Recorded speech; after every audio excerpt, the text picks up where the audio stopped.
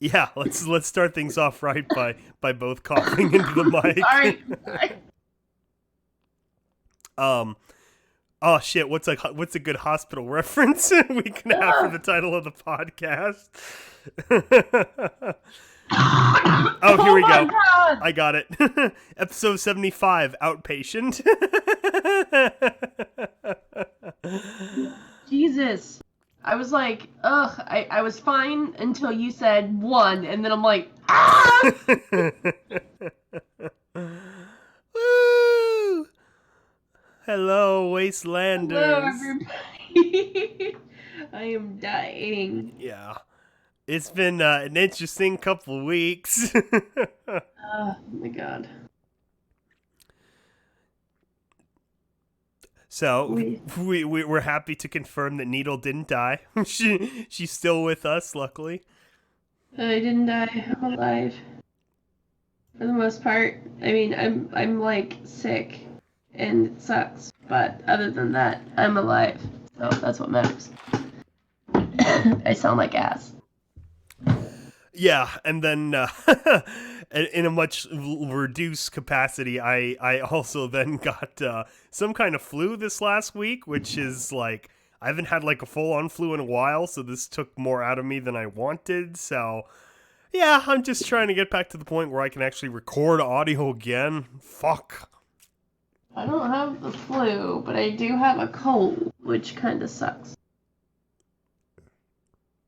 Yeah, so Con play.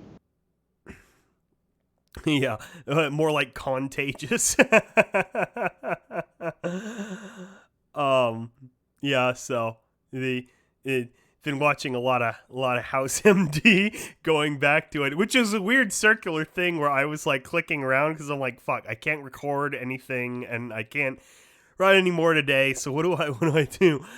I was circling through house stuff, and then I ended up circling back to the episode that had the Get Happy thing, and I was like, oh shit, it's like full circle, and so then I went and watched that again.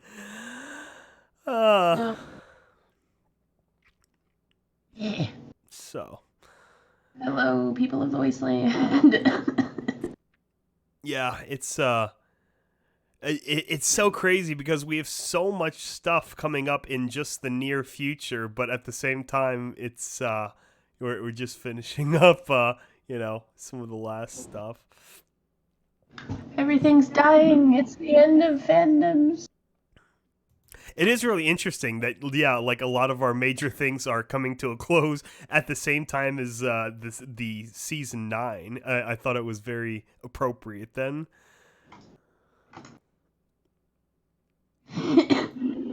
I'm sorry. Yeah, it's crazy too, because then we just had other closing things this year, like Infinity War 2, Thanos Boogaloo. Can you believe that Ant-Man actually jumped up his ass to kill him? I can't believe they actually did that. No spoilers.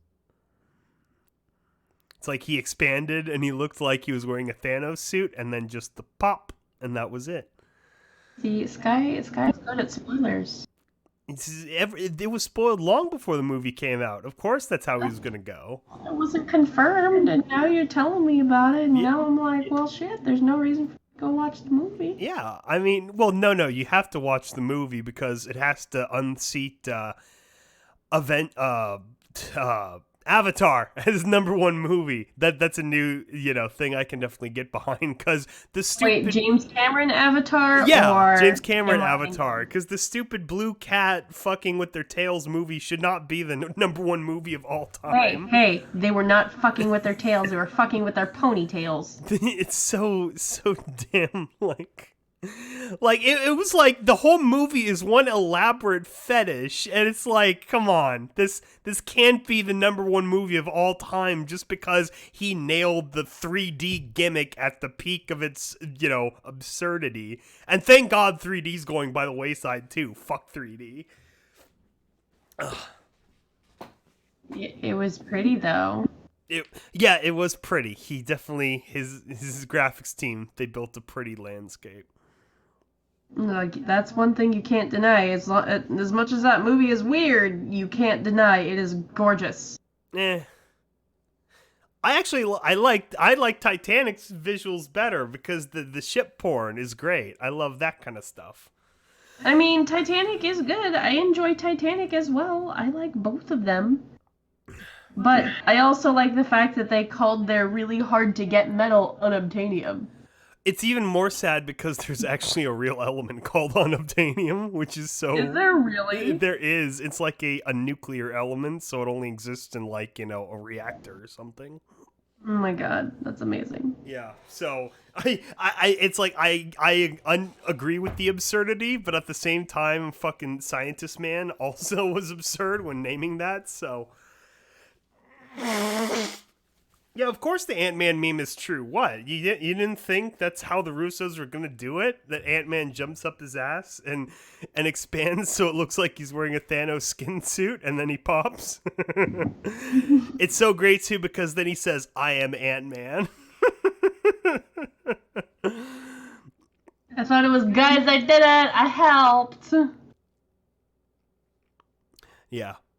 Ant-Man is probably one of my favorite Avengers anyway. I don't know, like it's just this like it's such a great like story about a little guy. He's not like a rich guy like Tony Stark or anything. He's just some regular dude that rises to, superhero. No, he was a really good thief. Yeah, he was a good thief hacker guy. That's what else I like is heist movies are great because they have such a defined 3-act plot line. Like it's really hard to fuck up like you can fuck up pacing maybe, but in terms of like execution, it's like it lays itself out. Versus something like Thor: The Dark World, where no one's really sure what's going on. You're just popping in and out of like 8 different places, and you're like, so wait, is this the Dark Elf place? Where am I? Oh fuck, is that Loki? No, it's not. No, fuck, is that Loki? Oh, that's not Loki. Yeah. Yeah, it got me to go through my old Avengers ranks though, and see like what definitely rose to the top, and a lot of it still goes back to the OG. I still love me some classical Iron Man and Iron Man 2. I know Iron Man 2 was controversial, but I like it for the World's Fair sort of futurism aspects to it. I always love that shit. Controversial. What's your favorite Avengers guy? Is it Thor's? Is it Thor's abs or Captain America's butt? Definitely Captain America's butt, because that's a sweet booty. Yeah. But, hold on, wait a second. Have you looked at Tom Holland's butt? I should have guessed Tom Holland. Wait, no. Nobody Tom ever Holland? appreciates Tom Holland's butt. Like, that thing is like a little muffin. It's amazing. Is he 18 yet? Can we say that? I think he's 21, actually. Okay. Or over 21, because I've seen videos of him drinking. Oh, okay. That's America's ass. Yeah, they actually make a Captain America's ass joke in Endgame. That's not a meme. Oh. I think it was Tony Stark that says it, which is appropriate. It was really funny. Yeah. So I thought it was really good. No spoilers for real. Ant-Man doesn't actually go up his ass until the end credit scene. But it was really, I thought it was a good end for the series. Like most of the films I've only seen the one time in theaters, kind of like the Harry Potter movies. But it does a good job of wrapping everything up. Yeah, so I didn't want to talk about this because I'm kind of annoyed with everybody belly aching about it. But I kind of want to talk about it now because I saw a cool article. The Sonic movie. Oh no, we should talk about that. So the Sonic movie looks like absolute ass and nobody likes it, right? Yes. Paramount and Sega have actually stopped and listened to what the fans said, and they're going to spend the next 6 months busting ass to redesign Sonic entirely. They are. That is what I've heard. And I'm like, oh, honey, to be able to do that in 6 months. It'll probably take you 6 months just to do one frame. Yeah, no, I also follow a lot of animator type people, and they're all saying the same thing, which is, oh god, these poor animators are gonna have to work for like months and months now for no extra pay to fix something that was probably the director's choice in choosing the design style. Right? Like, why the fuck didn't they just go with the original design in the first place? Because legit, it looks like Blonick. It doesn't look like Sonic, it looks like Blonick the Shitty Oh my god. It's so like they didn't even try. Honestly, like there's no way they ran that by a focus group or like fucking anything. It just looks awful. Right? Like, come on. Warner Brothers, who is responsible for making shitty CG suits in DC movies, was able to make Pokemon look believable. I had no idea though that they had cast Jim Carrey as Robotnik. I haven't I feel like I haven't seen Jim Carrey in a while, and it actually looks like he's back to his like '90s absurdity, which is kind of fun. I think it's funny how everybody thought that Chris Pratt was gonna be like partners with Sonic in this movie, but no, it's fucking James Marsden. So basically, it's Hop 2, where James Marsden is just driving around with a CG animal the entire time. It's so funny because yeah, that's probably what the marketing executive thought too when they were first casting everything. I don't know. I didn't see Hop, so that meme blew me away at first, but I was like, what the hell? It really is almost the same movie. Yeah, it's Hop is basically James Marsden finds the Easter Bunny and has to help the Easter Bunny. As one James does. Marsden has found the Easter Bunny again and needs to help the Easter Bunny. Could you imagine if Sonic came in at lightning speed and shat out eggs in your yard and ran away once a year? No, the bunny and Hop pooped out jelly beans. Did he really? Oh my god. Yeah. He's like, yeah, where do you think my these brother, came like- from? I recently watched that with my brother, so it's the only reason. Yeah. Oh man. No, it's I hope for the animator's well-being, because there's no way they made the design choices before that shit went to celluloid or whatever the modern term would be. I mean, I'm assuming that they fucking paid them out the ass in the first place because their budget was substantial. Was it really? Yes, they had a substantial budget. I have to Google it because I don't remember the exact number, but let me Google it. See, I heard a theory too that this is all part of the plan, because Sonic's fan base has this like infamous level of quote unquote autism around it that And 90 million for Sonic. oh my god. Yeah. Yeah, I remember seeing a meme too that I think some horse person posted where it's like Sonic movie 90 million, and then they put Pony and My Little Pony movie 6 million. It's like, it's so sad. Yeah, they had a substantial budget and they couldn't do better. Well, even the plot line looks so weird, and they like implied that Sonic's an alien, which I guess kind of works, but it's like, why the fuck, like, why is this a movie thing where you take like an internet character or a video game character and put it in like a real world? Why don't they just make it like a Sonic universe thing Yeah. with like Angel and Tails and Knuckles and Shadow and like all of the characters? A Sonic universe world, not just fucking, oh, we gotta get this alien and call him the expert, Dr. Robotnik. What? No. Stop. Maybe they should call up Warner Brothers to talk to Nintendo, because apparently Detective Pikachu did it right. Like, at least what people are saying is that it's a really fun, well-executed movie. When I remember 10 years ago, that was like a meme. That was like, real-life Pokemon is the cringiest thing ever. And, a lot of the old fan art online looked pretty bad, but apparently they found a good medium. So the person that they actually used to help design the real Pokemon was actually just a fan doing fan art originally. I think they put it out maybe 5 or 6 years ago. A bunch of like real life Pokemon character design concepts, and it's on DeviantArt if you want to go look at it. But they use that same person to help them design Pokemon for the movie. And how surreal is that? I'm so happy that that's a thing. Right? Like, don't let anybody ever tell you that fan art doesn't mean jack. Like, that person is now helping make the Pokemon movie.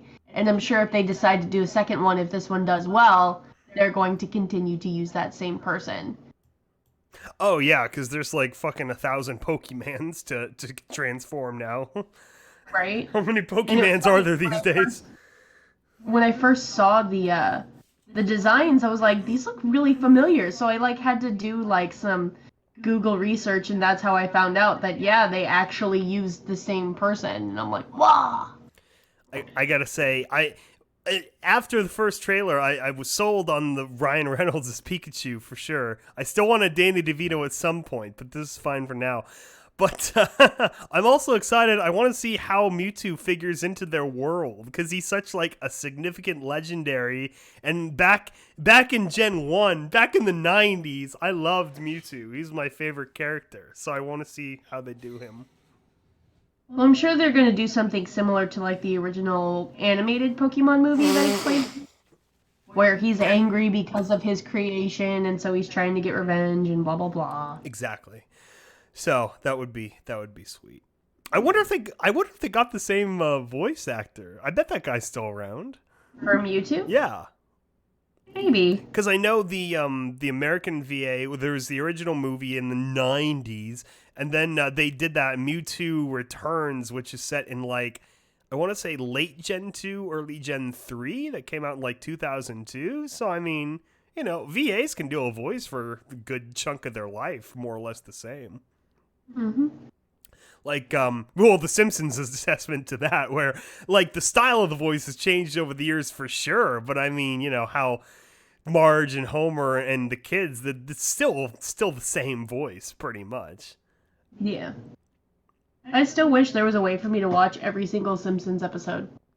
Well, you know, here's the smart thing, and I bet they are planning on doing this long term anyway, is now that Disney bought out 20th Century Fox outright, which is fucking insane, but now they have the entire Fox catalog, so I mean, just create your Disney Netflix, your Disney Plus, and then just put your entire collection on there permanently. Like, I don't know, that seems like a good thing to do, and then do what used to sell DVDs and well, it was mainly DVDs because VHS were, you know, start to finish, special features. And, you know, that's what people usually get physical media for these days anyway, is to buy them commentaries and background tracks and stuff.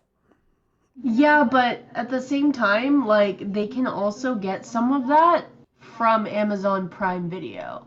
True. Because, like, my parents have Amazon Prime Video, and that's how I watch most of my movies, and you can get that same stuff on a digital form. And, like, for a movie, maybe, but it's like a TV show that's expensive. And I like having physical media. Yeah, but it would be more expensive to produce a DVD than it would to be able to put that in a digital medium, which most of their content is already on a digital medium, with the exception of maybe the first couple seasons.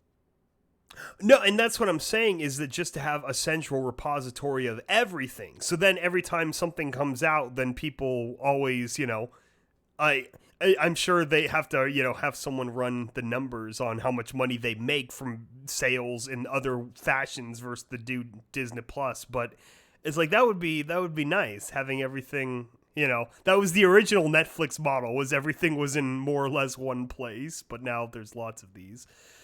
Yeah.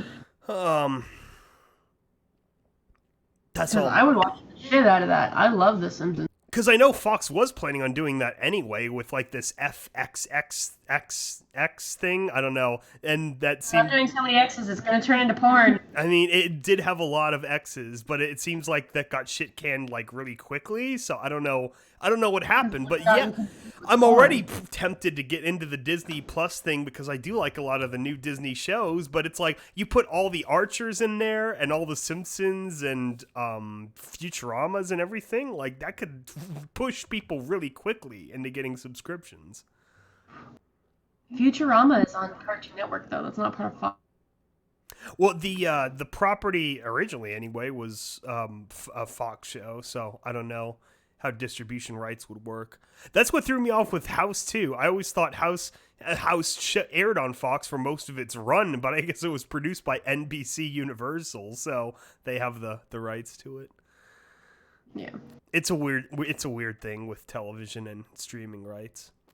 Well, a good chunk of things like Archer and Simpsons and Bob's Burgers and all of that are on Hulu. Like, they're already on a digital form, but they don't put all of the Simpsons on there. I think they have season 30 and up.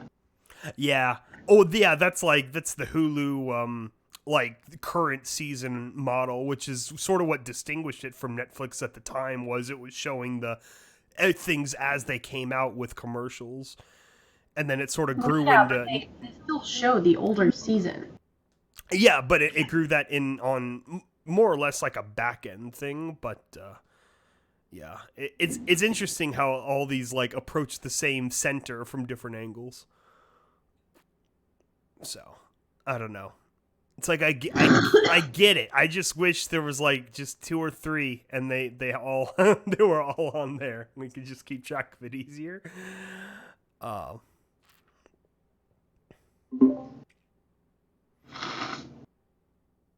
Whoa! I used to have Lucontrix in the chat about having 5 Pokemon movies in Japanese, including the banned episodes. Oh, but they got sold. That sucks. Yeah, I remember looking up the banned episodes years later, and it's funny, like the epilepsy episode, the seizures, that was one thing, but yeah, the one with like James and James and Jesse at like the bikini like swimsuit show is just silly. It's like, come on, this is just silly 4Kids nonsense. There's nothing wrong with this episode. Yeah, Gen 1 Pokemon was hardcore. Like when the town's getting invaded by tentacruels and they like go into the shop owner and he puts a gun to their head like, "What are you doing here?" They're like, "Oh, chill, man. Oh my god." I remember that episode. I had that episode on DVD for a bit. Or not DVD, VHS.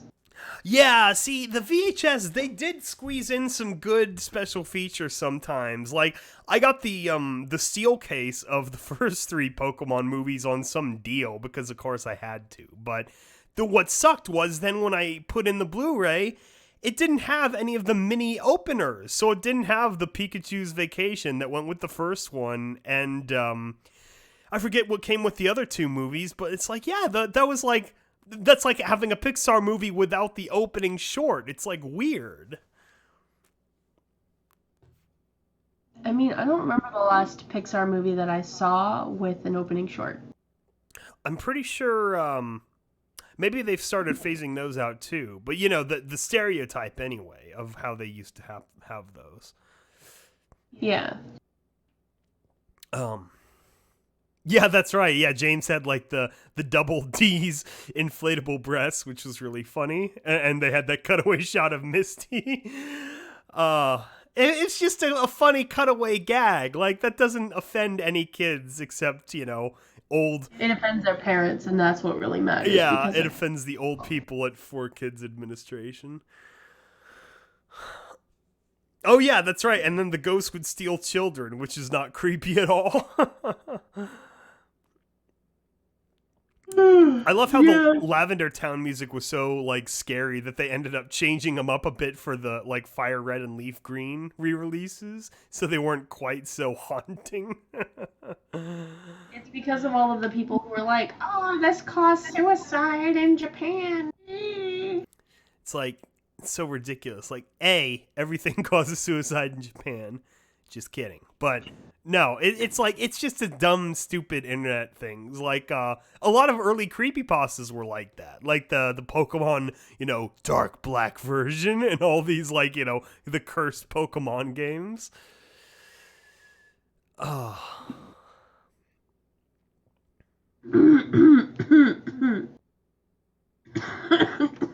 Yeah, it's funny the Porygon one was banned. It's like all you had to do was fix like literally 1 second. It's like maybe 30 frames, or you just like, okay, just switch it out with a graphic that doesn't give people seizures. That's it. It's like, it seems like such a quick fix, and then you release it elsewhere. I don't know. It's like they knew exactly the part that gave them all the seizures. It's not like a big complicated thing to redo. Yeah, but people are lazy. Yeah. And they don't wanna rush the last 6 months to have their animators redo everything. Yeah. Did you end up seeing Captain Marvel? I didn't, so I don't know what to say about it. I did see Captain Marvel, and they explain why Nick Fury has an eye patch. I heard about that. It was interesting. It was stupid. I agree. Stupid that he got his eye patch. Because it was kind of built up to be a bigger deal than it turned out being. Yeah.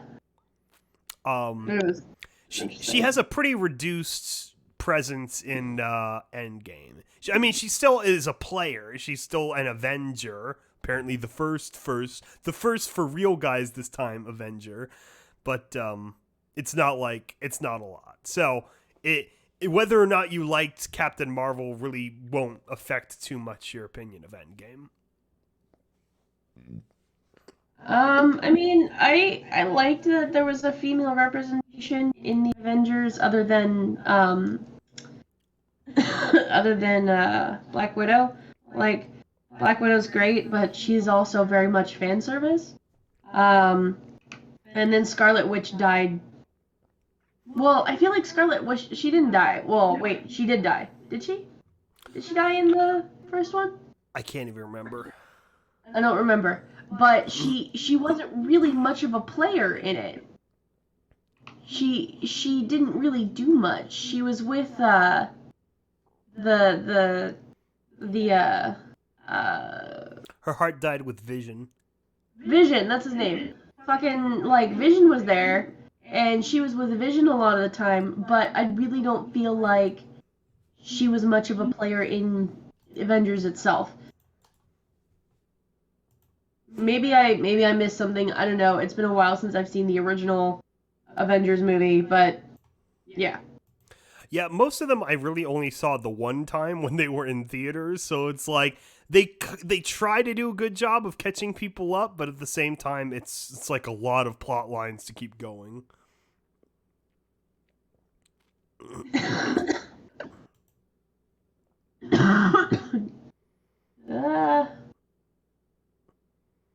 Oh, now there's a scary music creepypasta with Diamond and Pearl. I mean, of course, everyone has to update. Although I feel like creepypastas were more of a mainstay of the 2000s. Like, I can't think of like a really quality one that got written in the last like 10 years, at least that I've heard of. They're more what's the right word? Like, I don't want to say institutionalized, but it's like it's a little more formalized of a process than like the ghost stories being passed around, unknown message boards, and then I'm literally telling you like creepypastas. Okay. There was a creepypasta. Slenderman was written in the last 10 years. Really? I thought that was Slenderman came out when I was in high school. Huh. It seems older than that. No, it came out when I was in high school. I remember my brothers playing the original Slender game when I was in high school. The Slender game, but the creepypasta is older than the game. No, it's maybe a year or two. I can Google it real quick. I don't know the exact date. When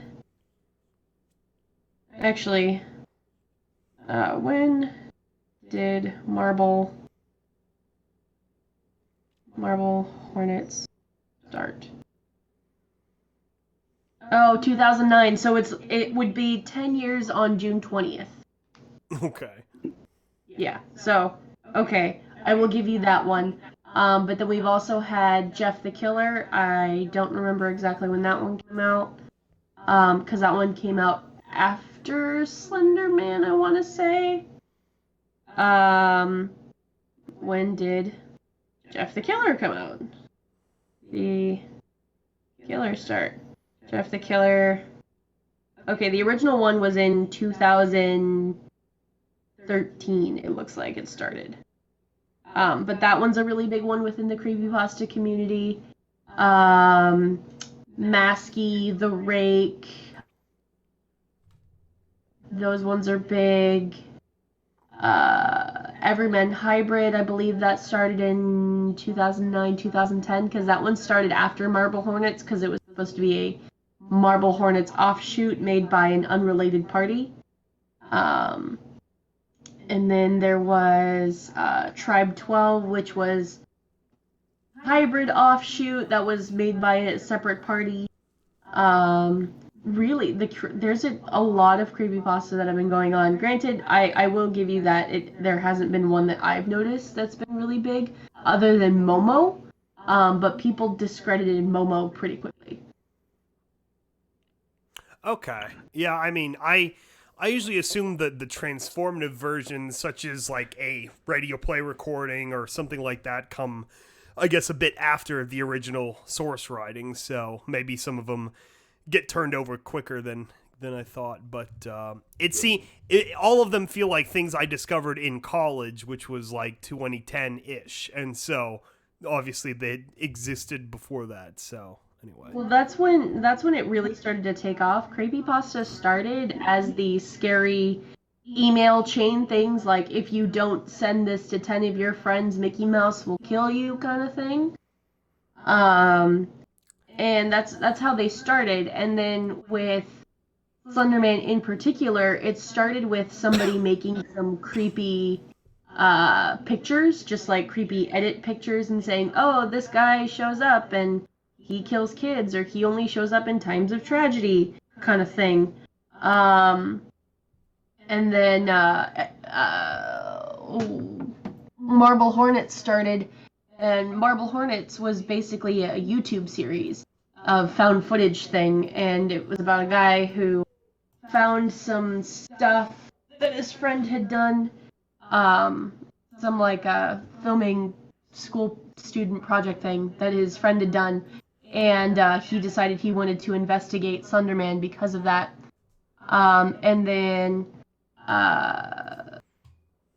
Everyman Hybrid started, and that was also a YouTube series about some college-age students who wanted to teach people about how to be more healthy, and it ends up failing, and people,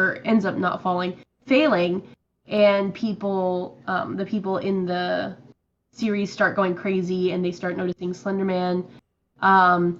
And then it kind of shoots off after they start noticing Slenderman, and they start doing something completely different. It was actually kind of interesting what they did. I really like Everyman Hybrid. Tribe 12 was a similar thing. It was also a YouTube series before it became like really big and people started doing fan writings about it. Jeff the Killer was a fan story, but that was based off of an image that was posted around in one of those creepy email format things. And then what was another good one? A lot of things that they're called ARGs, and ARGs are alternate reality games. Basically, they are mysteries that you have to solve. That's the best way to put it. Oh, yeah. The creators of the ARG will go and they will either start a YouTube series, or they will do a Twitter thing or something like that, and they will try to get people to interact with them through that, and people will have to try to solve the mystery as the game goes. One of the more memorable ones that I can think of off the top of my head is The Sun Is Gone. And The Sun Is Gone is basically this person who's like, I don't know what happened, but the sun hasn't risen today, and there's people outside my window, and this is just happening in a series of tweets. And the occasional like video, but all of the videos are always super dark because it's meant to be done like the sun isn't there. And then Adult Swim actually had their own ARG for a hot minute, which was pretty cool.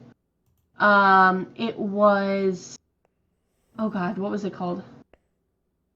Uh, it was something about man, I forget. It was like Average Man or something like that. But basically what it was this show that would actually happen live on Adult Swim, and have a phone number that you could call and interact with the people inside of the show, and you could tell them things, and it could affect the way the show would go, or or they would completely ignore what you were saying. And it had a lot of deep like communication parables, is that the right word, where they're trying like messages, like you're trying, basically the goal was to get them to communicate better and they didn't, kind of thing. And it was really cool because the actions of the people watching actually led to one of the characters being killed off, and totally just changing the direction of the show from then on, because that character was not supposed to die, but because of something that one of the listeners told them, that they ended up dying.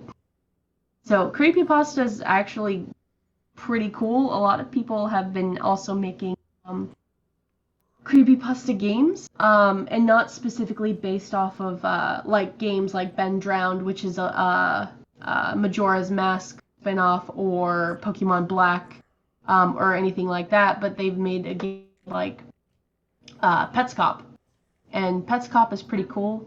I'm kind of rambling, but I've been sick and in bed, so I've been listening to a lot of creepypasta stuff recently. The Pets Cop was a little 8-bit game that somebody had created real quick, but it was meant to be like a found game, like Pokemon Black, like, oh, I found this game, let's play it and find out. Mm-hmm. And that is about a character that you play. You have to go and save all these animals that had been displaced. Like it was it was meant to be a kid's game, you know, where you're like, oh, find the kitty, oh, take the kitty here, find the puppy, take the puppy here, kind of thing. And it ends up being a lot darker than just the cutesy little, oh, move the puppy here kind of thing. So there's a lot of creepypastas that have been going on more than just the last 10 years. I will admit that some of them, if you aren't within the fandom, like, you kind of like, it sounds like it's dying. But no, like with Pony, it's still going pretty strong. There you go. You're welcome.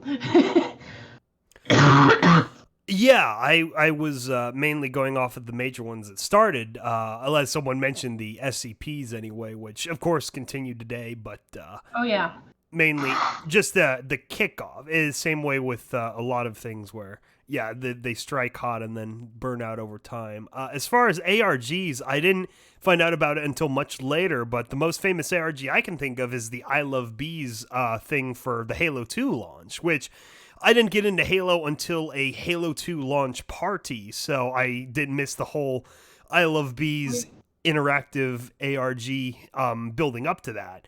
But what it ended up culminating into was a great audiobook, which I think I've talked about on the podcast in the past. But yeah, you can still, I think, download them from a website somewhere, and it's like 8 hours long. I mean, it's like one of the things that inspired me for doing this shit too, where it's just this really great long interactive radio play, or not interactive after the fact, but I think the Halo thing might be a little bit different from an ARG, because ARGs are meant to be in the human world where humans. It was. Humans.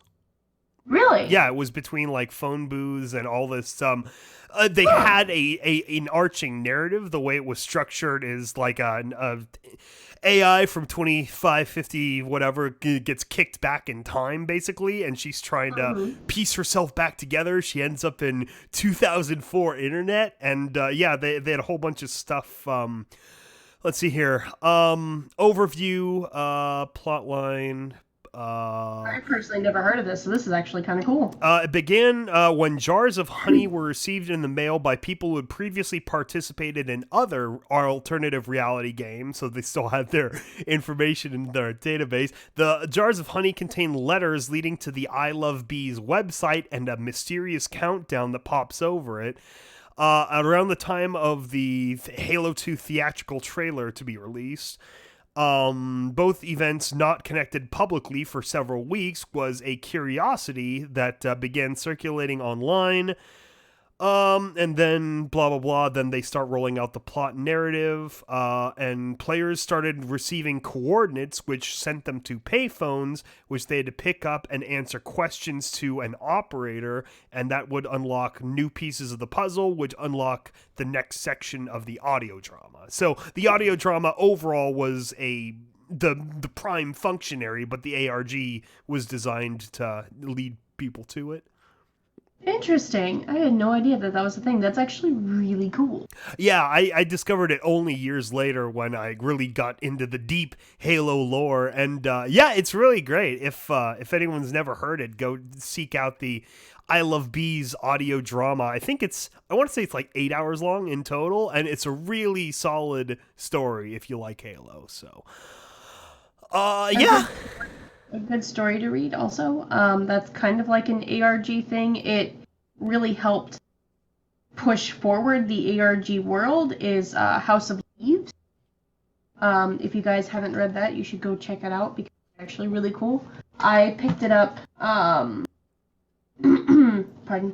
I picked it up because I was watching a YouTuber and he's like, go read this book, it's really good. And I'm like, I have no life, why not?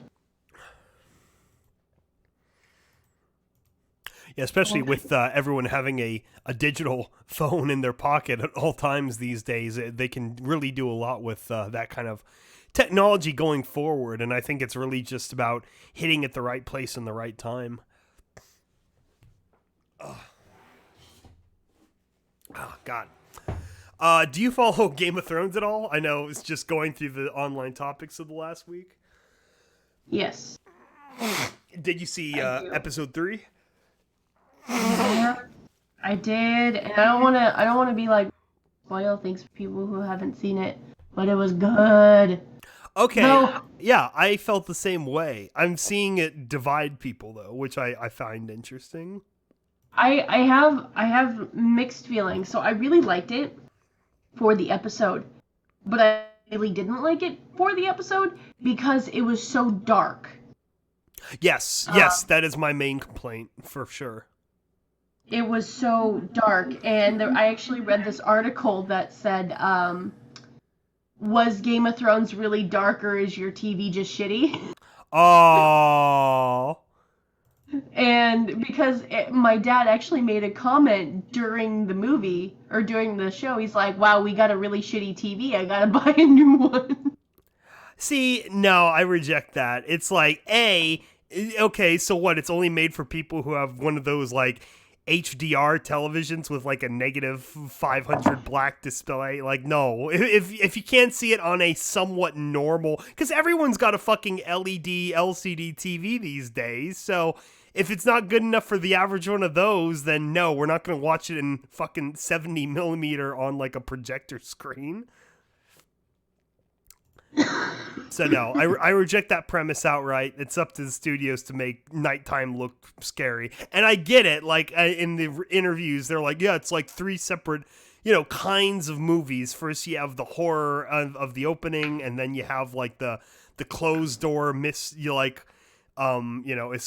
the Waiwakas, and then the action movie at the end. But it's like, no, they literally...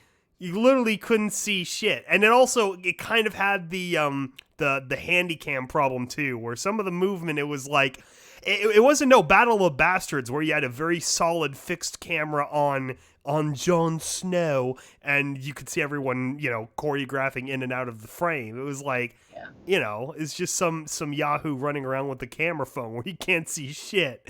I felt like it was trying to keep a tally on who's still alive. Like, they were constantly panning between the same few characters, and it's like, this one's still alive, this one's still alive. Oh, look, they're dead. Nope, it's fine, they're alive, we're good, everything is fine. And it's like, okay, it's like, it was kind of annoying, but it was also really good for my Deadpool count. Yeah, I'm Because sure. me and a buddy of mine, we have a Deadpool going for who's dead and who's alive in Game of Thrones. Exactly. And I was thinking right then and there, like, I was like, well, there goes the Deadpool. Like, everybody's gonna fucking die right here. Here it goes. Here it goes. Oh, wait, no. Only one person who was, like, kind of a character that you could love died. Yeah. Yeah, I see some people being torn up by the episode's overall execution, how it ends, etc. But it's like I kind of get it in the sense that it's like what is the name of the show? It's the Game of Thrones. What matters is the throne. It's like, of course the imposing threat from afar, it was a big deal too, but that's ultimately not what this story is about. Yeah. So I understand. It seems like mostly the book, like the really deep lore book people that are most offended, which, they lost the show 3 seasons ago anyway. So it's like, I don't know.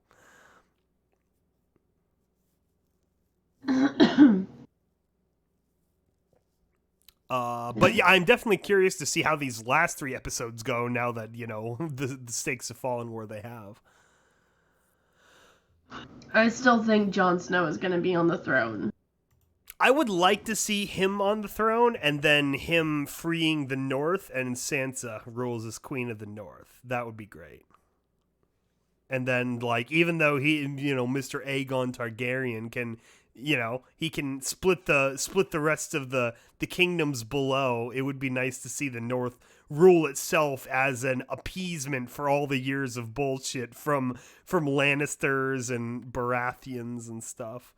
Yeah, they're just like, fuck you guys. We're done.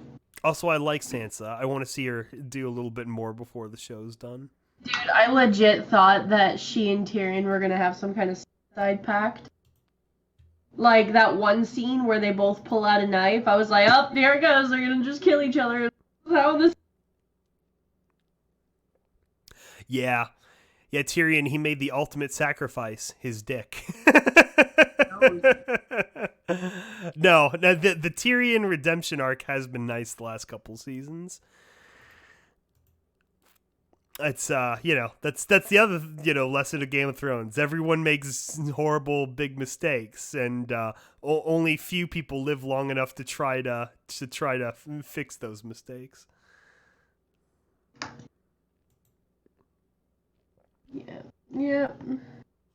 Yeah, so it's fun. I'm glad. It is nice that it's ending like again on its own terms, which is another thing that as I've said before about Pony and a lot of shows, because you hate to see shows that have some kind of like narrative continuity that then just get canceled like in the middle somewhere. That just sucks. Yeah. So if you guys haven't seen Game of Thrones and you've been waiting to get into it, I would recommend getting into it. Like, it's about 2 days, like 2 full days, 48 hours worth of episodes. You could binge watch that in a week. Which I did like a few years ago. I think it was for season 6 or something. I binge watched it just before the new season started. It works. It works really well on binge for sure. It does, especially if you already have HBO. Like, I know not a lot of people, but it's good. And they're also coming out with a lot of they're coming out with more new content on HBO. My parents said that they've been watching Deadwood and they stopped it for a hot minute, but they're going to be bringing it back. And my parents are like, "Oh, Deadwood." So I might watch that because that's a Western thing. Yeah, I've heard good things about Deadwood. I haven't seen it, but I might start watching it. I've got nothing better to do with my life right now. Yeah, it's hard finding like quality Western. I know like there's a lot of different approaches to doing that kind of story, and some people really nail it, and others, it gets a little too cartoony or something.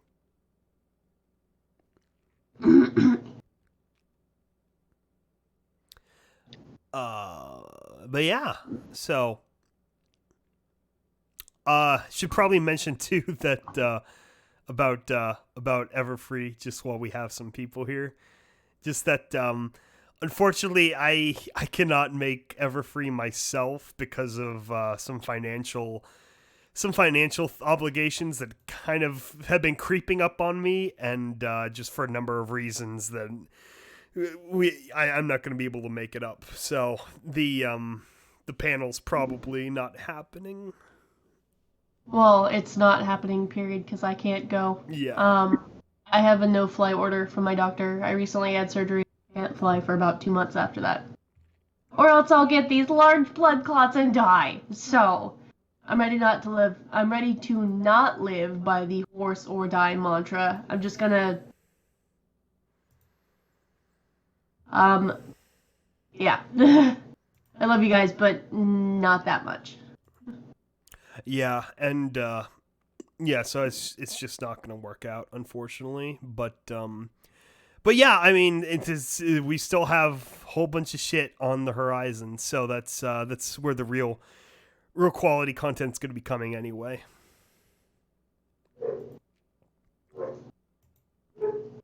Those dogs, man.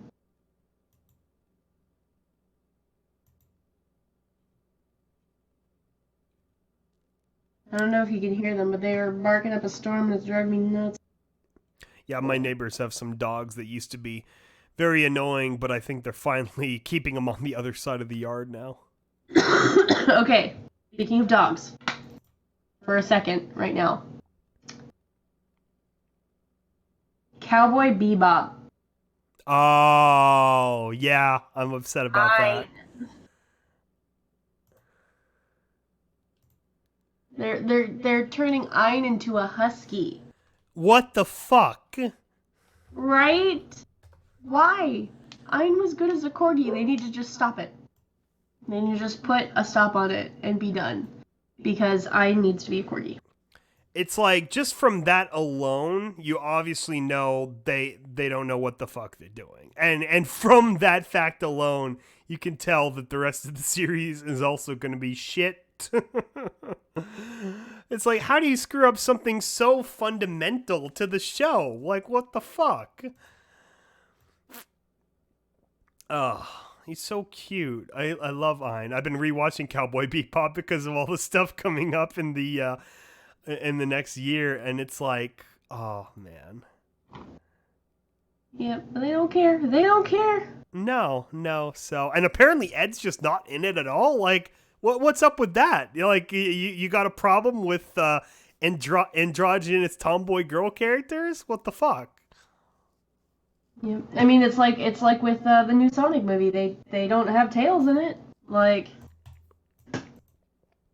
they don't care about their fandom. It's just, I don't know. I think with a lot of these, like, what do they think that they're going to be reaching into, like, a new like, you know, viewer base? But if you don't at least keep the core elements for the existing fans, like, why would anyone else support you if everyone who liked the show before gets pissed off? Like, I don't know. So, yeah, have fun with that. You're literally barking up the wrong tree. Right. Then Kisus asks, doesn't that finally come out tomorrow for Terminal Secrets? I don't think we put a date on Terminal Secrets. No, we've never put a date. That much I know for sure.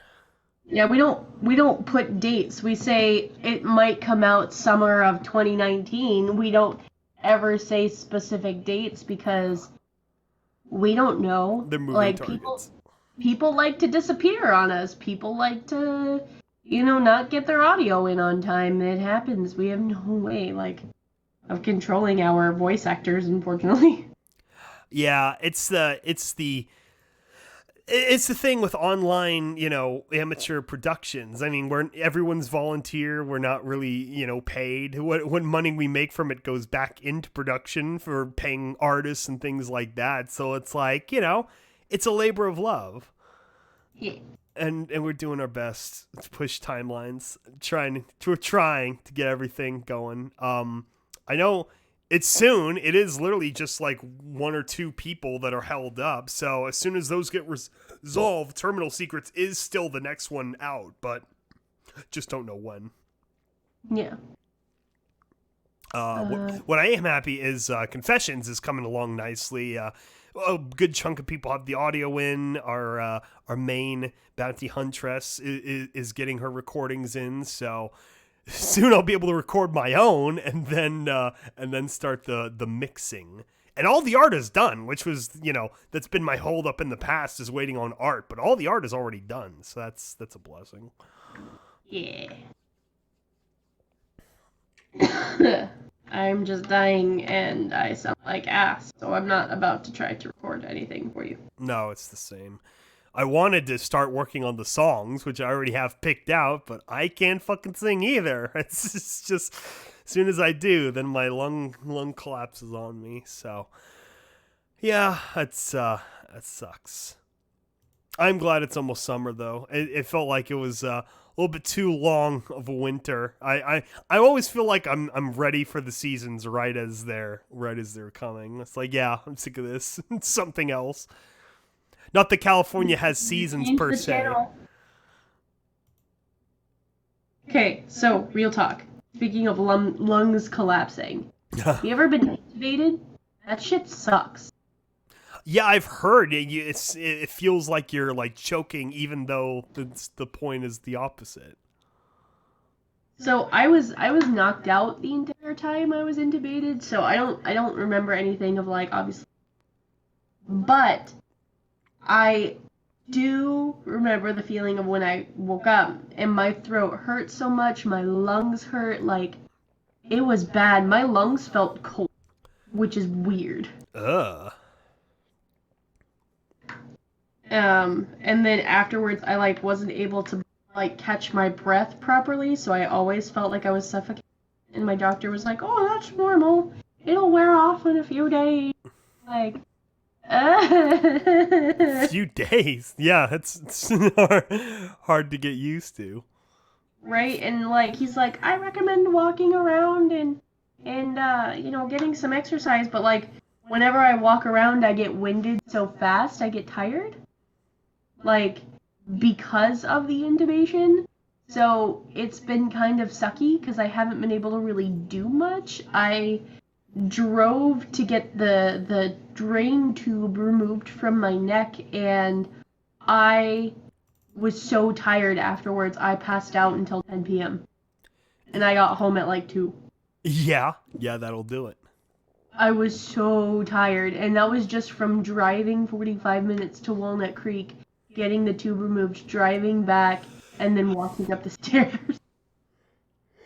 It was so bad, and like I told my mom that I was just so tired and I couldn't do anything. And she goes, "That's fine, go to bed." And I'm like, "I'm dying, Mom. I don't like how tired I am right now." Yeah, that's a sucky feeling because you feel like you're awake, but you can't do anything. You just don't have like the energy or gumption. I'm hoping my doctor said that I can start continuing like semi-regular cardio exercise, like walking. So one day I'm gonna start doing walks again because I'm just, I feel unhealthy. Yeah. I shouldn't be winded just from walking up the stairs. I'm 24. But because I haven't been able to exercise, period, I'm just like, Yeah, surgery sucks. It's like even if you're like conventionally healing, all the other parts are still like catching up again. It's always more than just the thing that got worked on. Oh, and then I can't lift anything for like a month and a half. It sucks. Oh yeah, because of muscles and stuff. Yeah, and because of how large of the pocket the tumor left, if I try to do too much exercise, there's the potential for another tumor to grow. Oh yeah, you don't do that. No, I don't like tumors. So, do they think it's a one-off thing, or is this like just something that you're naturally prone to? They didn't tell me. I think they might have told Lucas and my dad, so I'd have to ask one of them, but they didn't tell me. Okay. because I was fucked up after the surgery. I was on so many drugs. Yeah. So many drugs. And like I remember clearly like after they put me in the first recovery room, which is where you wake up and you kind of get your bearings, and then they move you to the second recovery room, family can come and visit. And I remember the first thing that I needed to do was I had to go pee. And the lady's like, "No, you can't. Like, we can't let you out of bed." And I was like, "Okay." And they're like, "We can get you into the bathroom in about 30 minutes." And Oh I was my like, gosh. "Okay." So they wheel me out, and then I'm sitting there, and I tell them I was like, "Hey, I really gotta pee." And they're like, "Okay, well, we have to give you another 15 minutes before you can walk around." And I was like, "No, really." Really gotta pee. And they're just like, "Okay, let's see if we can find somebody."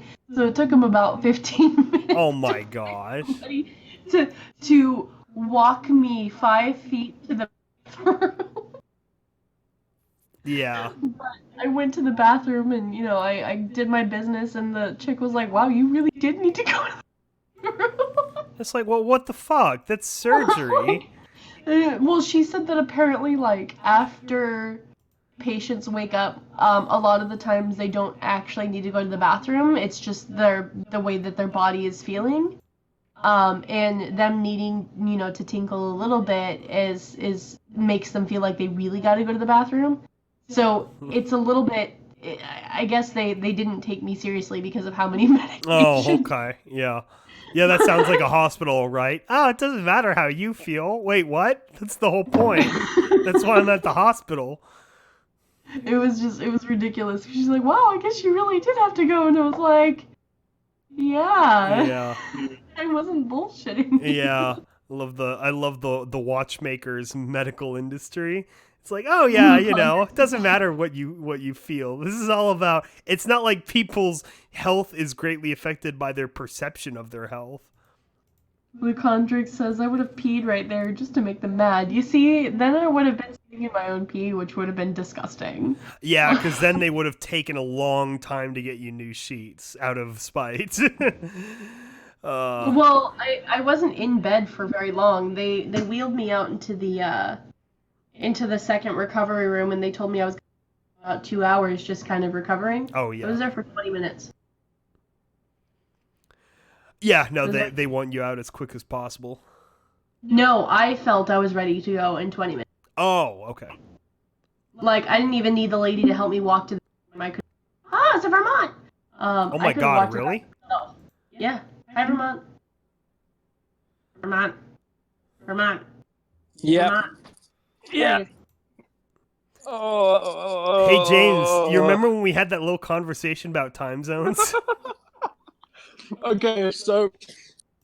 Okay, so you literally have me for 2 minutes. All right. Look out then. Okay, so what? Okay, so basically, I'm on shoot tomorrow, and so I've spent the last 2 hours or so with the director finalizing the storyboard and packing gear, and time completely just slipped by me. Um, we're on break at the moment, and then we're going back to packing shit. Fantastic. And then I would very much return to continue the podcast afterwards, but I have to be up at 5 in the morning for this shoot, so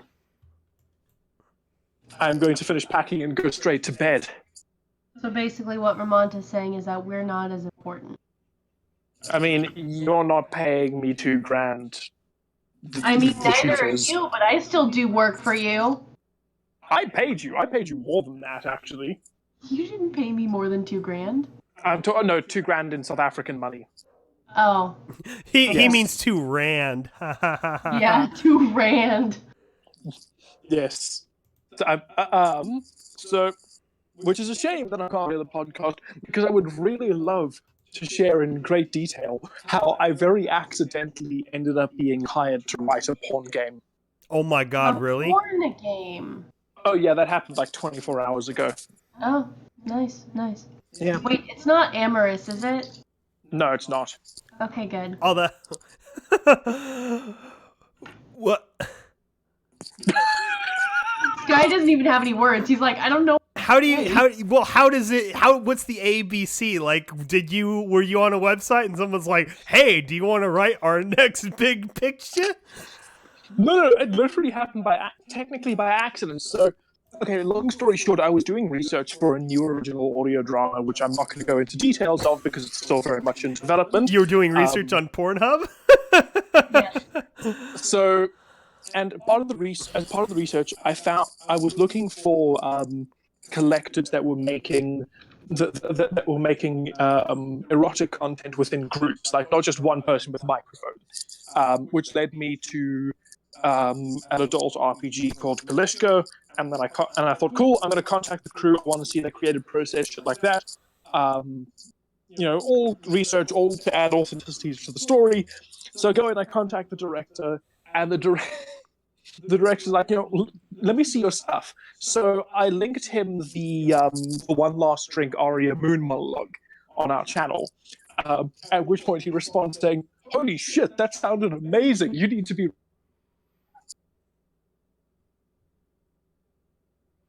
Hello? So Vermont is leaving us for porn. Yeah. Did Vermont... All right, cool. On my way. He's leaving us for porn. And there he goes. Hello? Yes? Hello? Yes? We hear Okay. you. I don't know how much of that last part of the conversation you heard. Some of it, I guess. I'm not sure.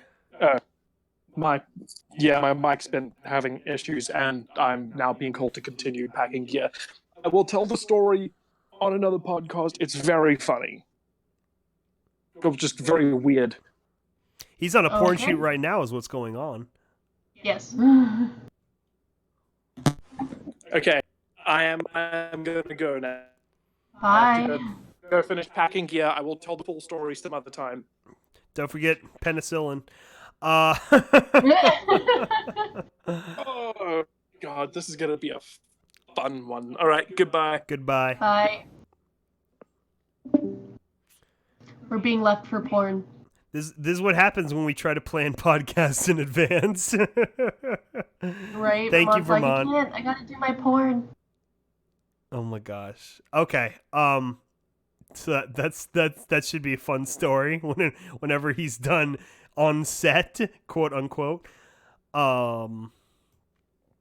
Yeah. So yeah. What were we talking about before he rudely interrupted us? We were talking about the fact that my doctor didn't believe I told her I had to pee. Oh yeah. So that's fun. Which is far less interesting than Vermont doing porn. Yeah. So it's no, we're all happy you're out of the hospital and stuff. That's because that always sucks. That's for sure. It does, but I'm alive. And that's all I really care about. No more tuma.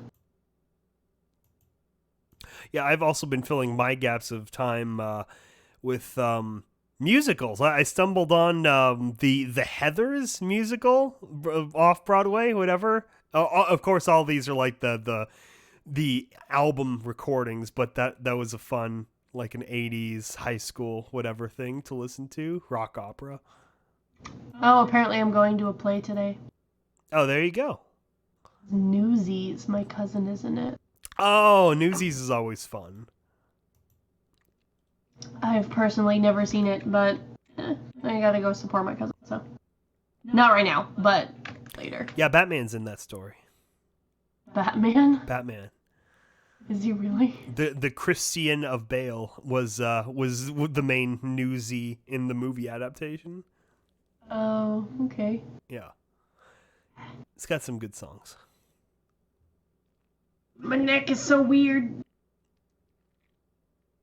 Who is this? And why are you asking me of my normal...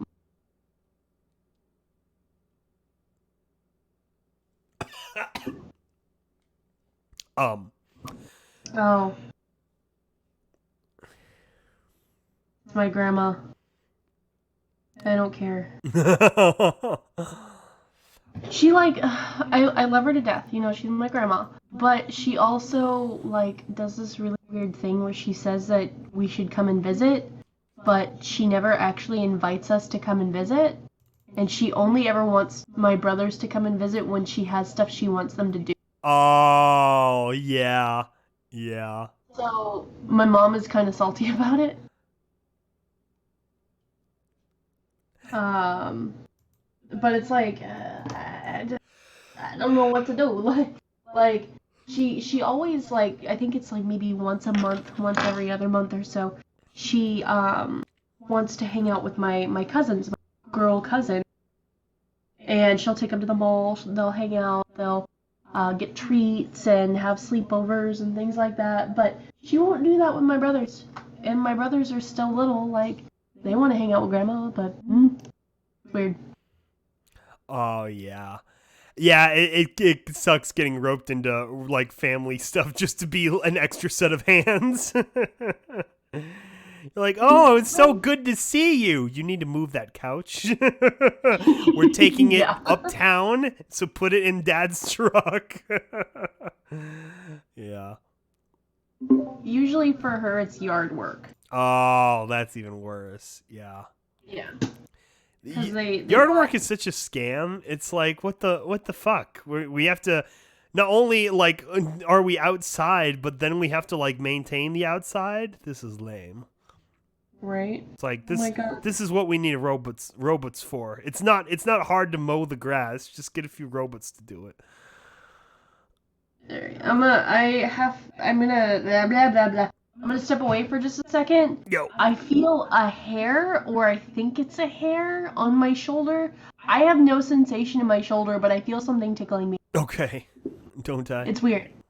So I will be back. Just give me a second. I'm just gonna mute myself. Yeah, so obviously, chat, if you have anything to ask us, feel free to ask us stuff to talk about. Condrix has been playing Tits, Trails in Tainted Space, which that sounds interesting. Speaking of porn games, or whatever it is that James is doing right now, I did hear that apparently a Lovecraftian erotic adventure game got kickstarted. Like, I follow some Lovecraft groups in the Faceberg, and for inspiration and all things horror and whatnot. Oh, excuse me. And for whatever reason, they decided to announce that, oh, by the way, this game called Lust from Beyond just got kickstarted if you want your erotic Lovecraftian fetish needs met. So that's on the way. I didn't have anything on my neck. That's good. I think that's the point, right? They took the thing off your neck? So, I have really weird in my, like, shoulder and neck area now, because they had to obviously cut all of the nerves and stuff to get into my neck. But now I'll feel like phantom tickles. Oh my gosh. Because I can't feel anything right there now. Like, most of it, I have pretty much no sensation from my, like, armpit to my neck. No sensation. Like, my mom was there, like, touching and everything, and I'm like, are you touching on? And I didn't feel anything, but on occasion I'll feel like there's a hair in my neck. Like, just one little hair just stuck on my neck, so I'll go to, like, pull it off so it's not tickling me, but there's nothing there. So it's just tickling me, and I'm like, eh. Oh, that's weird. Yeah, that was something I read about for inspiration at one point, was the phantom limb syndrome and how that can, like, bother people for years. Things like that. Right? Like, I asked my mom, because my mom was, she was helping me change a bandage that's behind my back so I can't see it. And I could feel her pulling on the skin, but I couldn't actually feel any sensation. So I was like, is this what phantom limb is like? Yeah. It's surreal. It's when it's the big questions of the mind and body interaction. You're like, I can see my arm, but I can't feel my arm. That's kind of stuff that freaks you out. Right? And so I can, if I touch the surgical site, I can feel it on my fingers, but I can't feel it on the actual site. So it's like this weird disconnect that it's like having a weird out of body experience. Yeah. Yeah, something that for me was like a more horrifying horror movie than a lot of horror movies was this movie called Awake from a few years ago, where the guy I thought of this earlier, but I didn't want to bring it up till you were done. Where this guy goes under for surgery, but he's fully conscious, even though he's under anesthesia, and so he can. Oh my god! He can. That's actually a Stephen King thing. Oh, was it a Stephen King story? I should have known. Yes. So, it's on oh god, what's the title of the book? Everything's Eventual. That's what it is. Basically, what it is it's not surgery, but the movie might have been surgery, but the story is this guy gets bit by a snake, and they think he's dead. So they go in, and they're about to autopsy him, and the only thing that saves him is because the two doctors who are about to autopsy him are like talking back and forth and like bantering, and then somebody bursts in and is like, wait! Oh my gosh. So, that's actually one of my worst nightmares is Yeah. to wake up during surgery. Yeah. And the entire time leading up to my surgery, my dad was like, hey, what if you were to just like wake up and feel everything? Oh. I'm like, hey, you suck. Yeah. See, I thought that too, but I didn't say anything because that's scary. It is. It's a terrifying thought, and the fact that my dad was like, yeah, what if, like, wake up? I'm like, that like bugs me, right? I mean, yeah, I've had a nightmare about that in the past where it's like, it's a hellish thought where you're just like, you're immobile, you're under the knife. I think in that Awake movie, it was like a heart surgery. But yeah, he was like, could you imagine like feeling a bone saw cutting through your sternum and then all the, no, it's something else. Hearing everything and blah. Yeah. No. Welcome to EAST Corp, where we try to make your real-life dreams reality. All of your fears brought here. Well, nothing, no kind of fear strikes as deep as body horror. It really is like that's the unconscious nerve where if you can really make someone's skin crawl, you get a good reaction out of them. Ugh. That's why I try to study astutely from my writings. Fucking when I went to go get the tube removed, right? I was worried about it hurting, but no, it just felt like something was crawling and moving out from under my skin, and it made me shiver and nauseous because it felt like bugs under there, and I'm just like, ugh! Yeah. It was so gross, and the sound it made when it came out, ugh. It would put Kelly's zombie scene to shame. I was just like, I don't know if I can drive right now. I think I need a minute. And my doctor, down if you need, here's some water. And I'm like, I really feel like I'm gonna be sick because that sounded. Yeah, and it was like inside of you. It's the kind of thing that's like, yeah, gotta get your head around. Ugh, bleh, bleh. It's crazy too. You look back in time at prehistory or like medieval surgeries, and you're like, how did anyone survive any of that madness? Oh my gosh. Lots of alcohol. Yeah, that's pretty much the only way. Or like, yeah, that Soviet the story of the Russian Antarctic scientist where he was the only doctor and he had his appendix was exploding, so he had to cut open his own stomach and take out his own appendix and then patch himself up so he didn't die. Oh my god, that's terrifying. And that was like a real story that he had to do. Oh my gosh. Oh my god, no. I never watched 127 Hours, but I figure that's the same, that's the same kind of unsettling, kind of movie for people that like this sort of thing. I can't watch that. Like, I watched it up until he got his arm squish, and then I was like, I'm done. Yeah, I honestly didn't go to see it in theaters for that reason. I'm like, this this is actually going to bother me like too much probably. Yep. I can't do body horror. I can't do body horror. I can't do like if it's something goofy like Alien, I can do that. That's fine. But if it's something that could like really happen, like waking up during surgery, I can't. Yeah, that's where, that's where you really get to people. It's not about like, evil like demons or whatever. It's like, no, it's like a real parasite that's really crawling under your skin. That's what freaks people out.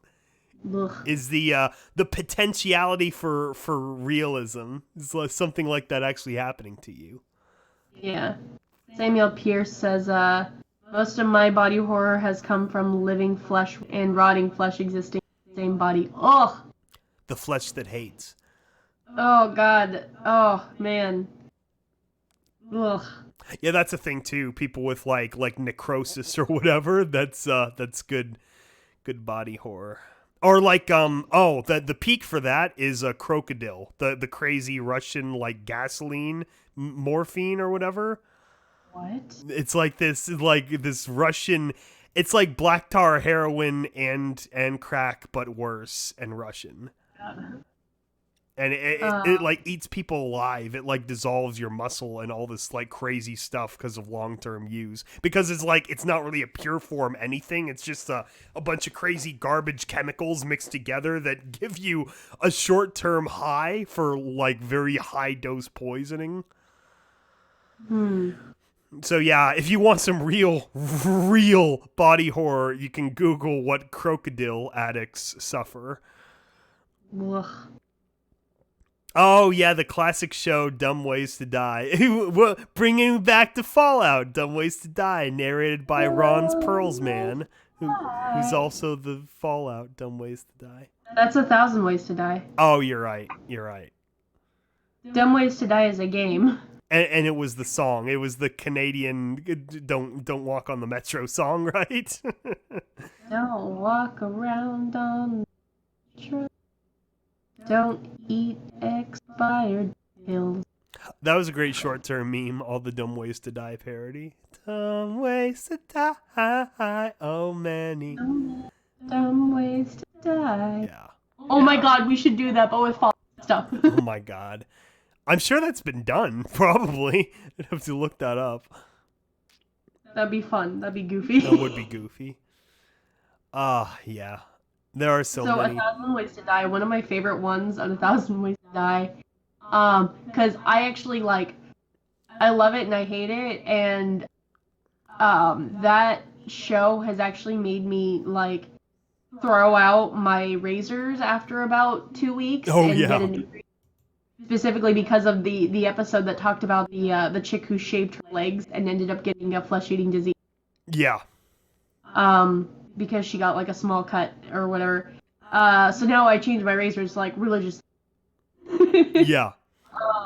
And then one of my favorite ones is the ghost fuckers. What?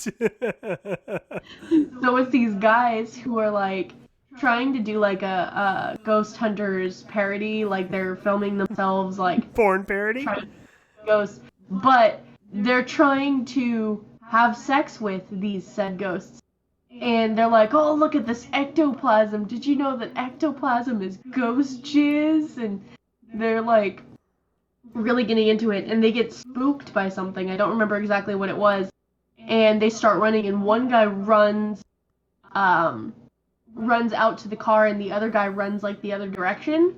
And he ends up falling out a window and getting knocked out. Not dead, but knocked out. And then his buddy runs over him with the car. Oh my gosh. That's one of my favorite ones just because of how ridiculous it was. I remember one, I don't know, was that one of the shows where it would mix fake stories with real ones, but I just remember that it was a doctor who was having an affair with a nurse, and and he was a radiologist, and they had the X-ray one, and they ended up buying a patient's brain with the X-ray machine. Yeah. So they're like humping the X-ray button, and it's just dirt, right into his head, just melting his brain. Oh.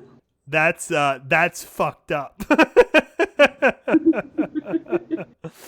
That one is pretty good too. Could you imagine like being on the table or something and just like turning and seeing your doctor just pounding your existence out in the side room? Oh my god. They wouldn't see because they're behind a brick thing. Like there's no glass. Yeah. Just to protect the people on the inside from the X-rays. So that was probably my favorite. That's pretty ridiculous. Or the Japanese rock stars. What? So they weren't actually rock stars, they were just really into rock music. Uh-huh. And they were jumping around on their beds, and they were like doing headbanging stuff and like swinging their heads around and going really crazy on the bed. And one of them jumps from their bed to the other bed and knocks their buddy out the window. Oh my gosh. In like a 10-story Tokyo apartment or something? Yes. Oh my god. So ridiculous. Let's see, what's another ridiculous one? There were so many on that. Yeah, I remember one that involved like a clown where he had like a bottle of helium for doing like, like kids' clown parties or whatever.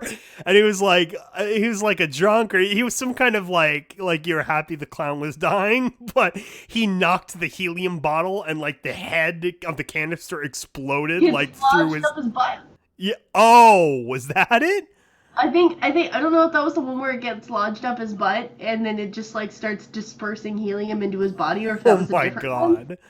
Because I know I saw one where like they slip and then the canister doesn't go like into their butt hole, but it like goes into their butt cheek at just the right angle to like disperse helium into their body. Oh my gosh.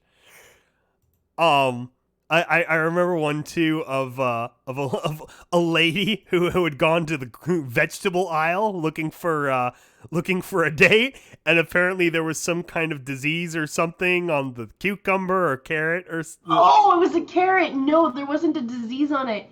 It cut her because it had a rough edge. Oh my gosh. So it cut her on the inside. Oh my gosh.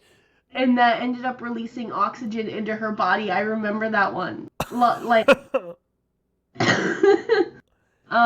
how do you find that? How does her like parents stumble under her house and be like, oh my god, you killed yourself with a carrot? You killed yourself with a carrot. What the hell, Karen? Let's see. Ooh, the Ozzy Osbourne wannabes. They snorted a bunch of fire ants instead of carpenter ants. Oh my gosh. Yeah, that will kill you. So what, Ozzy all their Osbourne nose and stuff like famously- swelled shut just from all the poison? Yeah, from all the bites. So Ozzy Osbourne, like, famously ate or snorted carpenter ants, right? Okay. And these guys were like, oh, we could snort any kind of fucking ants we want. And they ended up snorting fire ants. Oh my god. And the fire ants just started biting the crap out of their brain and their passage and everything. Oh.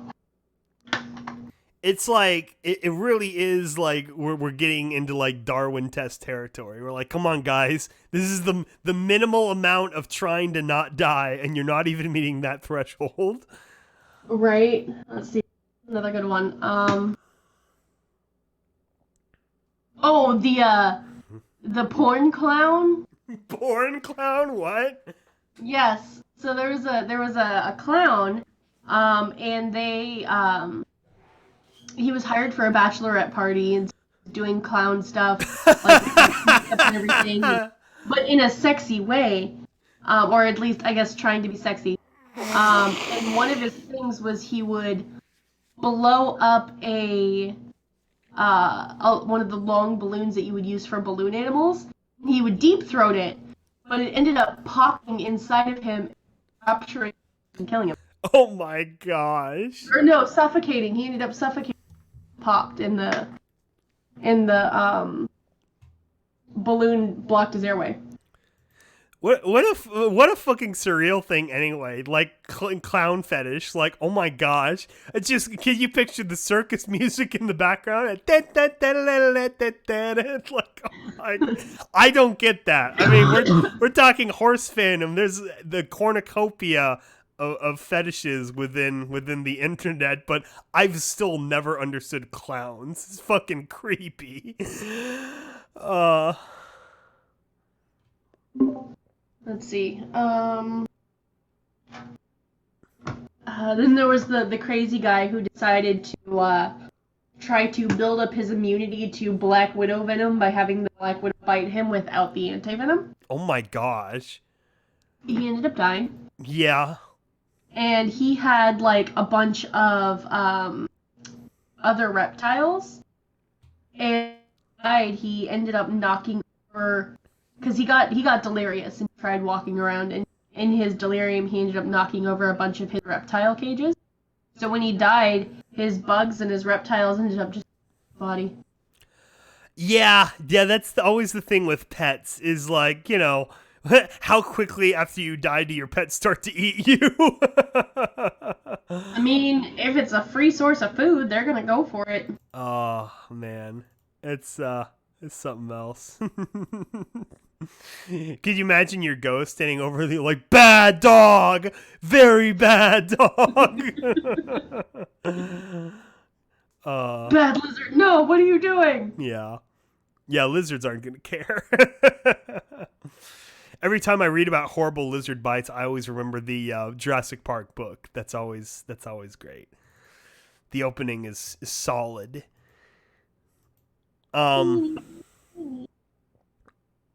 Yeah, so that was a fun show. That's like that was like, what was that, Spike TV? It seems like a Spike TV show. Yeah, Spike TV. Mid 2000s Spike TV.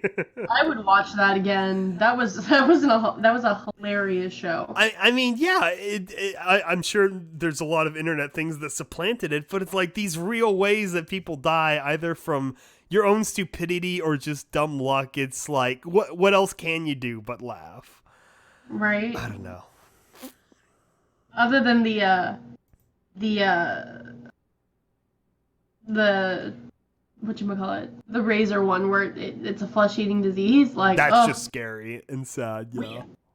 I was actually talking with Mike the Mike during BabsCon about that, and we were both like, oh dude, no, gross, because we were talking about 1,000 Ways to Die during BabsCon, and we were both like, yeah, now we both religiously like change our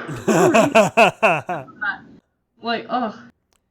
See, and I had a friend in high school, and her dad actually really got a flesh-eating disease when we were in high school, and so yeah, that stuff that's scary as hell, like that kind of thing. That's so terrifying. Like, what do? Your body's like rebelling against you. Yeah, you're just getting eaten alive from the inside, and you know nothing's working to stop it. Ugh, it's horrifying.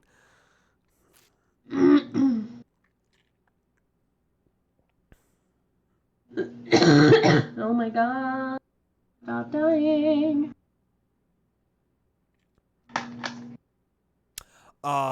Yeah, so the I think that's all the main funny internet stuff going on lately. I can't think of, like, we talked about Avengers, Game of Thrones, Star Wars. Did you see the new Star Wars trailer?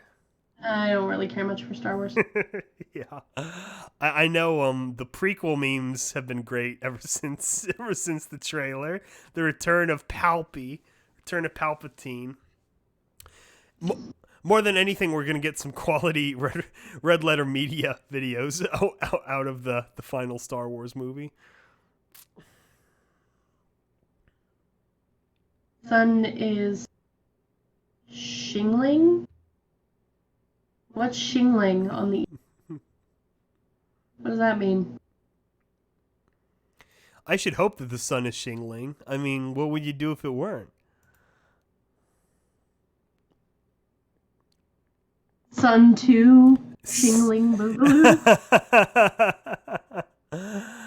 um, I remember living in Virginia. I was like literally like 5 miles from the ocean, which was kind of surreal. Nothing but infinite Atlantic on one side of my apartment, and all my windows faced east. Obviously, they all faced out over the water. So the crack of dawn, literally, the second it reaches the horizon, the sun's beaming in all my windows at the house all at once. So I remember, just because obviously, I'm fucking night owl doing internet shit and being an engineer and stuff. So I had to like put 2 comforters over my windows because the blackout curtains I got still didn't black them out enough. And so I had to add like a few more layers, like it was like I was hiding a Christmas present or something, just so I could sleep until 10 a.m. I am the Christmas present. Yeah. So that was fun.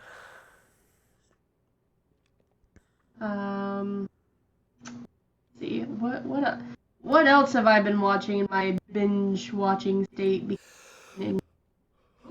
I watched an interesting movie. Mm-hmm. It was, I think it was called The Silence or something like that. Oh, I've heard of that. That's a new Netflix thing, right? Yeah, the new The Quiet Place. Okay. So it's kind of like The Quiet Place. Where it's got Tempest Bay and John Krasinski. No, it doesn't. But it's the same premise. Like a critter comes to Earth, or in this case, it comes out of the Earth, stuck within a cave for thousands of years. And this critter is completely blind, but it can hear really well. And if it hears you, it will eat you. Is it just one rather than like a whole like swarm of them over the earth, like in Quiet Place? Oh no, it's a swarm. Like they look like bats. Oh, okay. Naturally. Yeah, they look like bats, and it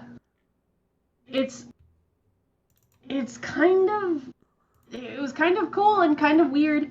Like there's this cult that evolves from the silence that everybody has to be quiet in order to not get eaten by these things. But they call themselves the Hushed, and they're basically a bunch of people who have cut their tongues out. Oh gosh. They cut their tongues out, and what's the bald John Cusack? Bald John Cusack?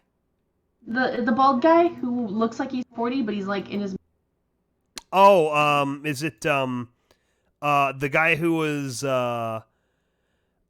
who's in all these new action shows? Mark Strong, I think his name is. No, it's fairly. Google it. John. I think it's John. John Cusack's the '80s actor. No. Breakfast Club. The Silence. What? Pass. In my opinion. Stanley. Say again. Stanley Tucci. Okay. If you don't know him, if you face, you're like, oh, that guy, kind of person, Okay. But he's in it, and he's trying to save his family from like getting eaten, and his daughter ends up like going deaf from a car accident like prior to the movie starting. So that's how they end up living, and fucking weird. Oh yeah. It was a weird movie because it was like watching The Silence again, or not The Silence.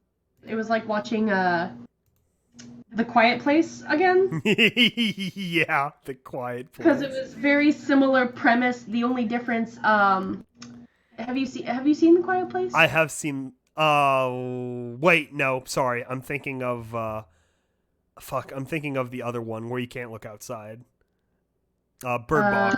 I was thinking of Bird Bird Box. Box. Bird Box. Yeah. So the Quiet Place is the same premise. These aliens come to Earth. They see, but they can't hear. If you make noise, they'll eat you.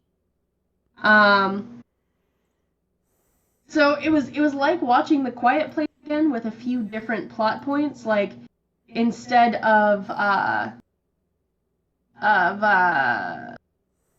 like one of the kids making a lot of noise with a toy, instead of something like that, the Hushed decide to attack Stanley Tucci's family with a bunch of phone alarms.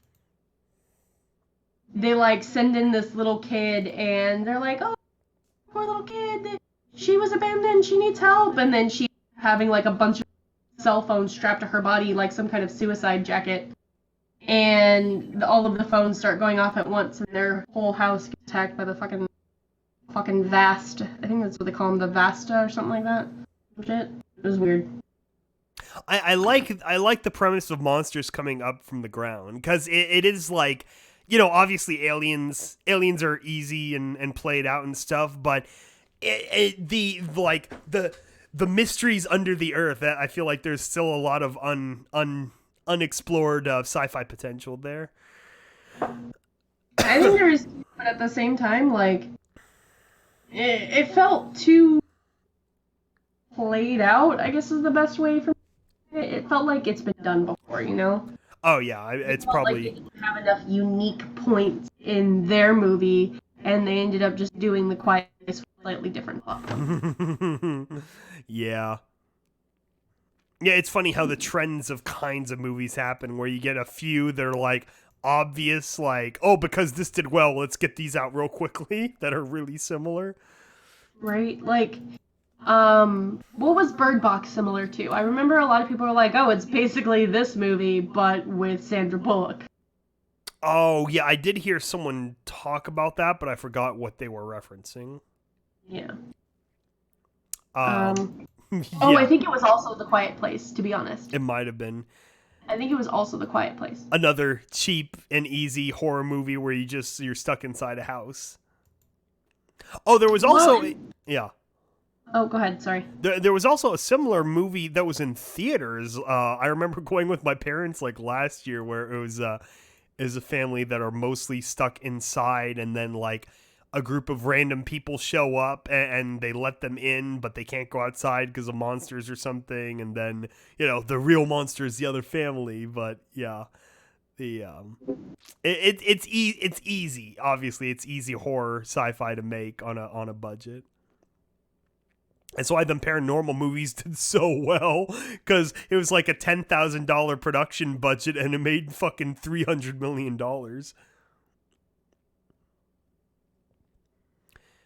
Samuel Pierce in the chat, I'm vaguely reminded of an 80s kids toy line called Inhumanoids, about mutant monsters that come from the earth and cause havoc. Yeah, I mostly I think of like Tremors is one. I think technically the Awake, Alone. Fuck, what was that movie with Christian Slater? Alone in the Dark. I think that's it. Where those monsters were underground too. But I don't know. I just feel like there's a lot of there's more potential there, because like every kind of alien has been played out much more so than underground monsters.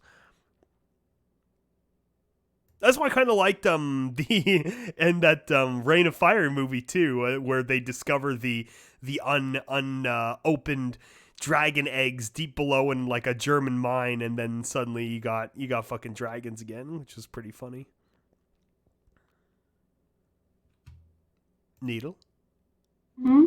Oh, okay, just Sorry, making sure. I'm reading a message. A friend of mine's like, are you going to Everfree? Oh, yeah. She's like, the other bed in our room opened up, and it's like, okay, but like at this point, I would have already gotten my own. Yeah. Yeah, no, it's hard, man. Cons are expensive.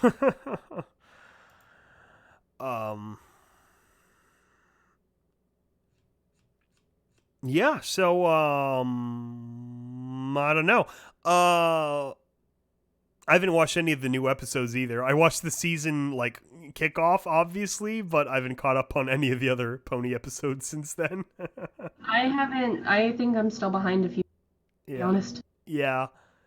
I don't know. It helps to have that continuity. You know, overarching plotline is great to make sure people tune in every week. I think that was really the most revolutionary thing about Avatar: The Last Airbender is it proved that you could have overarching narrative quote unquote kids TV shows that can still be episodic and still be watchable like week to week. But there's a long time in TV where it was the sitcom model. It's like no, every episode has to be mostly independent of each other and just have like one functional premise from season to season. And it's like but it's like that gets old like real quick, really quick.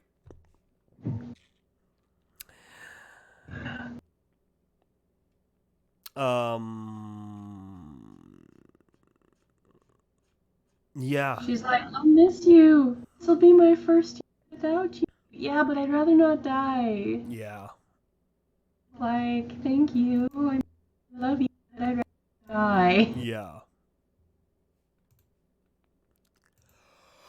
Huh. I wonder if Everfree will go next year too.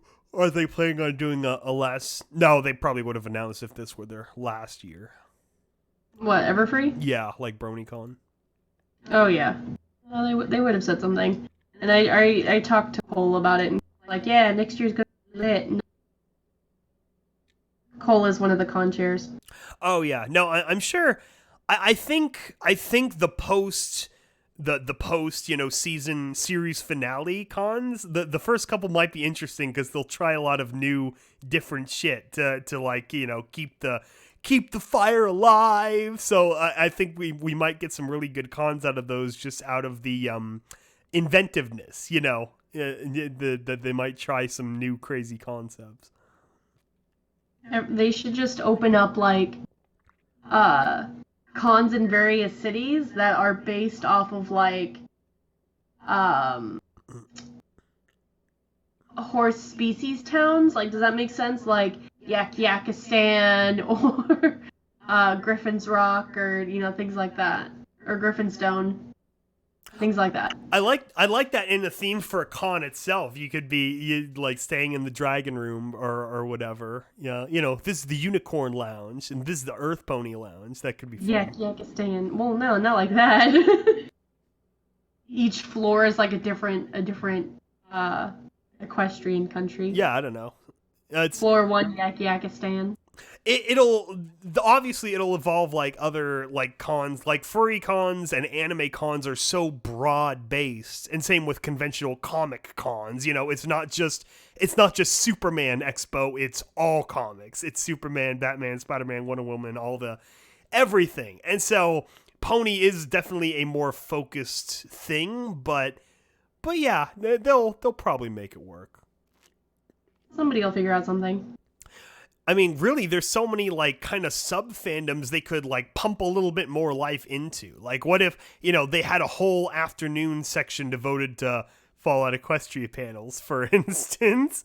And so we had, like, a 5-hour block of Fallout Equestria stuff back-to-back, and, in the fucking Celestial. We get a panel for all 5 hours. Yes, that's what I'm saying. That would be perfect. Right? It'll just be all EAST Corp all the time. Yeah. We just do a live commentary. Here's the Fallout Equestria panels. EAST Corp.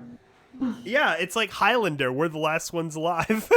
I was actually talking to the Dead Tree guys about this because they're like, yeah, within the year, you guys are going to be the last Fallout Equestria content producers, because Pabst has kind of stopped whatever they were doing.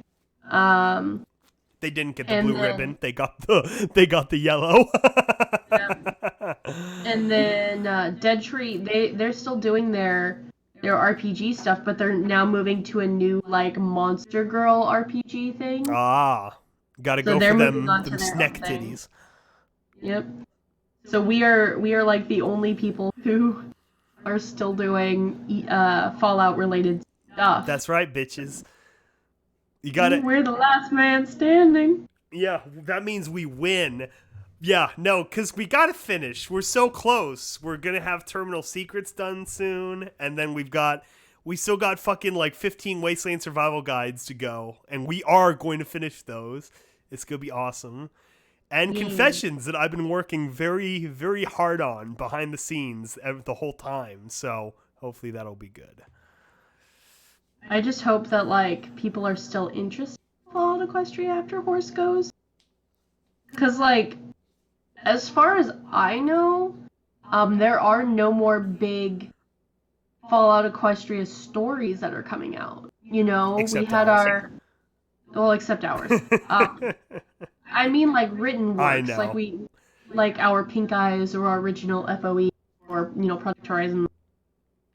I think isn't Somber doing like some kind of sequel to his thing? I don't know. I haven't talked to him in ages. Yeah. No, I'm just most concerned about finishing our stuff, which are, probably all going to be done within within the calendar year or whatever, but it's good. I'm glad that we saw things to the end, which is the whole point of the I know, unfortunately, our stupid panel video didn't work out again this year, but that's the whole point of our panel, was like seeing things through to their conclusions. And, we're going to have finally too the Great Experiment, which will be a great story. Just people can see the stable tech, start, middle, and end. It's quite the story after living through it. I like how my name was on the trailer, but I'm like, I haven't recorded anything. Yeah, it's in Vermont's hands now, so blame him. Son of Vermont, give me this. Like, I can record that right now with no problem. I can't record, like, Derpy because, well, I mean, I might be able to do it a little bit, but not for too. I can't really record Derpy right now. I definitely can't do that. My voice is... Do we have a Derpy story about diseases? Where she's like, think so I'm kind of sick right now, so I'm writing about this. What to do if you have ghoulpox? Lucas was saying that if you have any little boy characters, that I should try doing that. That's right. We'll find your Timmy Turner. Right, I will be Timmy.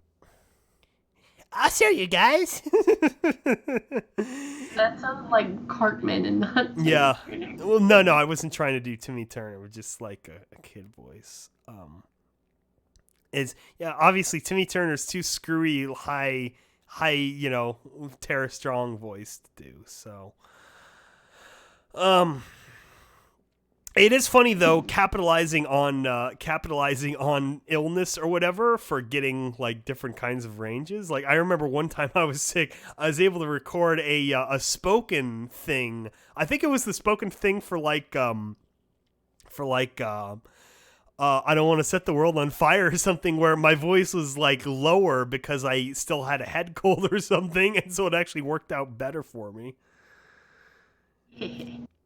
I've actually done this in the past where like around like a birthday or something where I've got helium balloons left over in the house. I've sucked on helium to be able to nail some high notes. It's surprising how well it works actually. Like knocks your voice into just a complete upper register. But you got to be really careful. I'm just reminded of a video that I saw of a bunch of choir boys singing, and the caption is when you can't get your voice up high enough, and the guy at the end pulls out a giant helium balloon, sucks on it, and goes, ah! Exactly. It's just so ridiculous. It's so perfect. Oh, similarly, a fun thing is you can look up online, guys, not just helium, but the other noble gases, because all of them will make your voice drop with the higher you go. Like you suck on xenon gas and you become, James Earl Jones or whatever. Super deep, scary voice. Dude, watching videos of people like playing with xenon gases is really cool. Yeah. Because, like, they'll float, like, a boat of tinfoil on top of xenon, and then they will, like, scoop a cup of xenon air and then dump it into the boat and make the boat sink in air. Isn't that weird? That's so cool. Yeah. Yeah, they playing with gas. That's always a good time. That's like you see a lot of like weird superstitions and things from like ancient history come from, you know, not having a real understanding of gases and atmosphere and things like that. Like there's one story I read about I think it was like a Greek like portal to Hades kind of story, and what they found is that, oh yeah, so this entire cave is like all sulfur or whatever, where you walk in and there's no air and you just drop dead. Yeah. Yeah, it's interesting. Ancient medical history, that's another, if you're looking for like inspiration for storytelling, read just fucking anything about pre-germ theory medicine is surreal. All the miasma stuff and plague doctors and humors and all sorts of crazy shit. Yeah, people thinking that, like, you're sick because you have bad blood in you. Yeah, or like, you know, the smells, which is like, I kind of understand getting that approach in like an evolutionary perspective. Like, oh yeah, bad smell equals rotting meat equals sickness. But it's like they you know, when you don't understand the microbial side of things, then it's like you don't quite get the mark. Yeah. No, it's just, or like, you know, alchemy, you know, compared to modern chemistry. It's just crazy how you piece together these things that they really didn't understand the connections of. You get some really interesting ideas. We're just gonna make something up and hope it fucking works. That's right. So we're almost at the 2-hour mark, which I've sort of been using as a good wrap up time for my solo casts, and you know, neither of us are at peak performance. So if anyone has any last things you guys want us to talk about, you know, let us know what you want to talk about. What do you want us to say? What do you want us to do? And then I'm gonna go get some lunch and take some medicine. I might take a nap. Yeah. Tired. That night through my cousin's like her whatchamajigget, what's it called? Play thing. And I'm like, oh, I don't wanna. Tired. And then when we're all at peak form again, we will make another attempt to wrangle Vermont and Kelly into a podcast, but they're both like fucking Bigfoot trying to find them in the wilderness. Right. We told them Friday. Though Vermont never actually, or not Vermont, sorry, Kelly never actually That's true. Kelly left us on red. At Samuel Pierce at Skybolt, any new video games are you guys playing? I'm not really playing anything new. I've been cycling back and forth between New Vegas and Fallout 4. However, I do want to get the BioShock HD remake, or, you know, HD remasters at some point, because I saw a trailer for this game called it looks like BioShock, but it's about Nikola Tesla. And it's not really an action game, but it has that really neat, like, 50s-esque, like, neo deco looking style. It looks like a neat story. I forget what the game is called. I'm so sorry. If you Google Tesla ship game, it's like on like a future science ship, and he's like got power and stuff. Obviously, I'm not peak form either. But yeah, that looks like a fun game. We're both just like rambling. Yeah. Ugh. I'm tired. Yeah.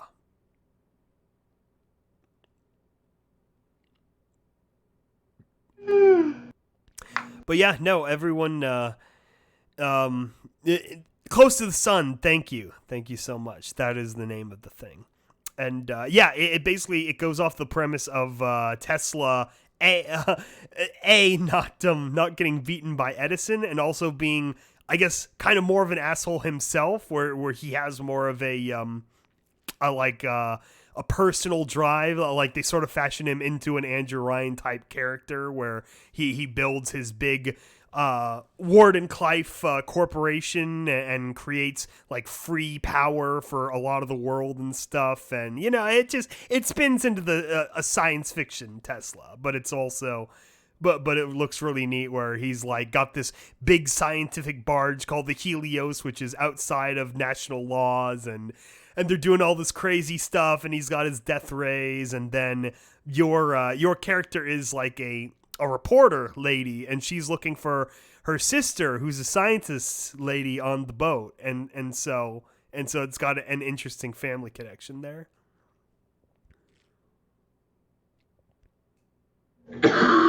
That's a really great way of, if you're trying to write a story and you feel like you're on if you feel like you're on a writing block on how to set up like a premise or like the outline, think about changing up a character relationship interaction. You can usually get like a much interesting set of plot lines by just shifting like who's the actual character focus of the story. Like change it from a love interest to a sister, or from a parent to a son, or something like that. And you might find something new you can do with it. Yeah, a whole new story. Whole new story. A classic example, speaking of Pony, Rob Renzetti, who is also the creator of My Life as a Teenage Robot. Originally, My Life as a Teenage Robot was about a high school girl whose boyfriend was a teenage robot, and he was more of like a Robot Jones type character, just very, you know, outside and whatever, and she's trying to bring him into her high school social life. And then by simply making the girl the robot, you got a much better story and a fantastic show. So yeah, it's Or another classic example, ancient alien theories. what? Okay, so this is a joke that my family and I have.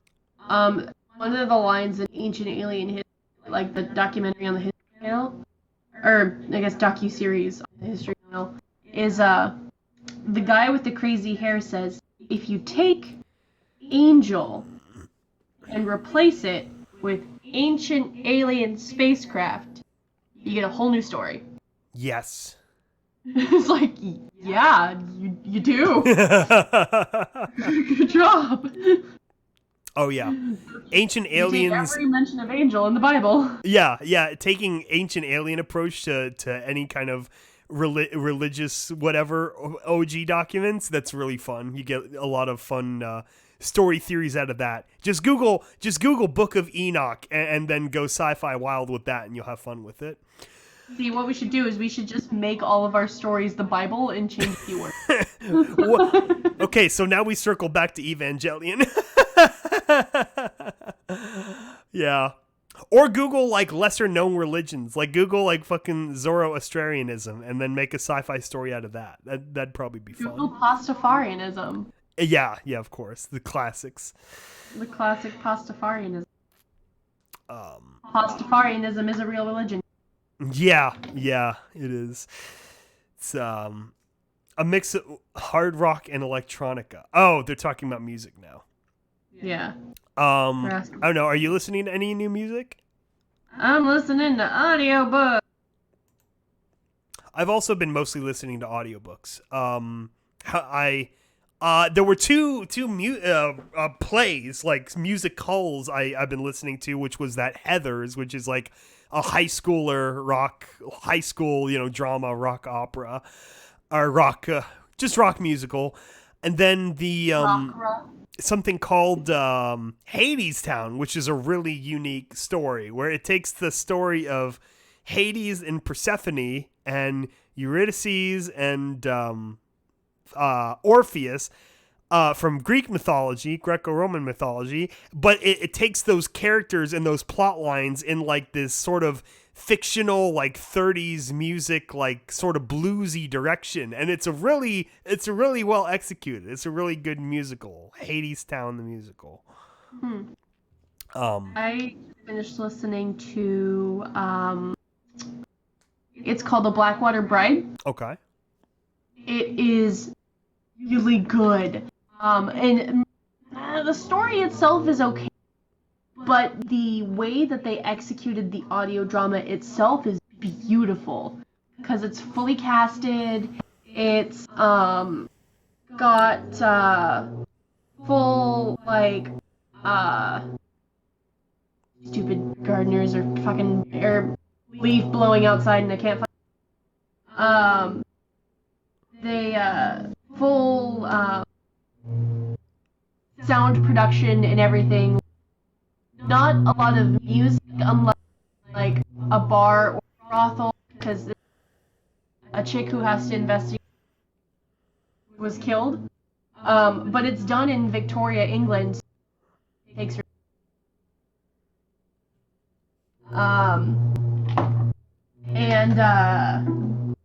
what just happened? I don't know. Woo! You've been cutting in and out a little bit. I think I'm having issues with my microphone. Give me a second. Because I noticed my microphone is like doing this light thing. 2 seconds.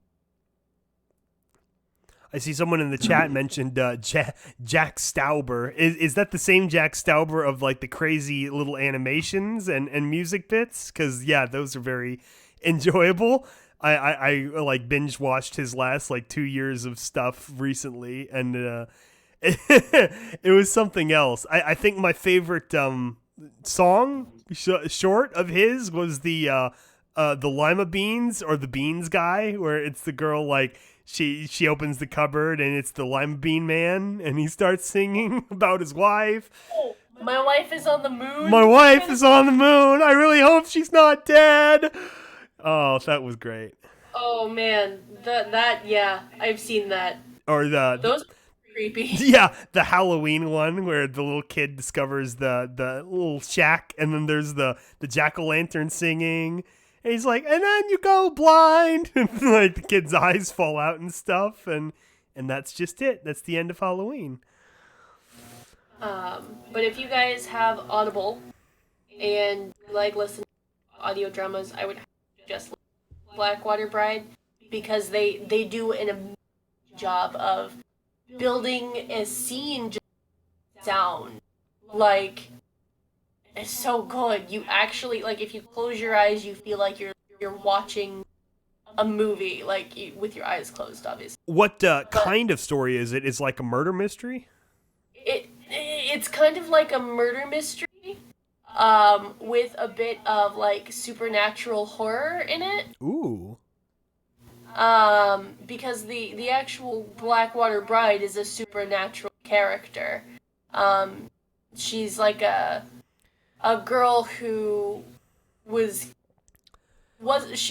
somebody attempted to kill her, and she prayed to a god, and God ended up giving water. Hey! Sweet. Stop clawing that! My cats are trying to claw the door frame. No, that sounds interesting. It's actually really cool. Like I said, I ended up getting it for free on Audible because it every month if you're a membership, they have a free book of the month and you can get 2 free books. So I got that. And then I also got one. Give me 1 second, my nose is stuffy. I got another one that what is it called? I have to pull it up. It's about these 2 characters, and one of them is played by Jon Snow. So it's really cool because you don't know, or it doesn't sound like Jon Snow, but it is Jon Snow. And basically, he's a writer, and he's trying to write a story, and his brother decides, it's called True West, by Sam Shepard. He's like, I can write a story too. Like, writing a story isn't hard. And his brother is like, no, it's pretty hard. So his brother ends up getting this producer coming in, and he has to story to the producer. And while the producer is there, his brother's like, hey, I got an idea for a story, and he starts pitching his idea. And the producer is like, okay, I like your idea better. Fuck what your brother was gonna do. We're just gonna drop his idea entirely. We're gonna... Oh, interesting. Yeah. And so, like, the whole story is, I think it's about 2.5 hours long. But it's about them fighting, and the original brother, Jon Snow, he ends up losing his will to write, because he's like, the producer's like, oh, we can still work with you, you just have to write everything. He'll dictate it and give you little plot points that you have to fill in the middle, and we're going to turn his story into a Hollywood movie. And he's like, fuck that, I'm not going to do that. He can write his own damn story if he wants to do it so bad. And the whole story is just them fighting and having to come to some conclusion. And the ending, I wasn't expecting and was expecting. So it was really cool. I would expect, or I should, blah, blah, blah. I would recommend it highly. Oh, that's a neat drama. It's very demoralizing in a way, but yeah, it's a good premise for a story. Yeah, they do a really good job at audio skipping too. Granted, a lot of it takes place in the same room. But there's this whole scene where the brother who decides that he wants to become a writer.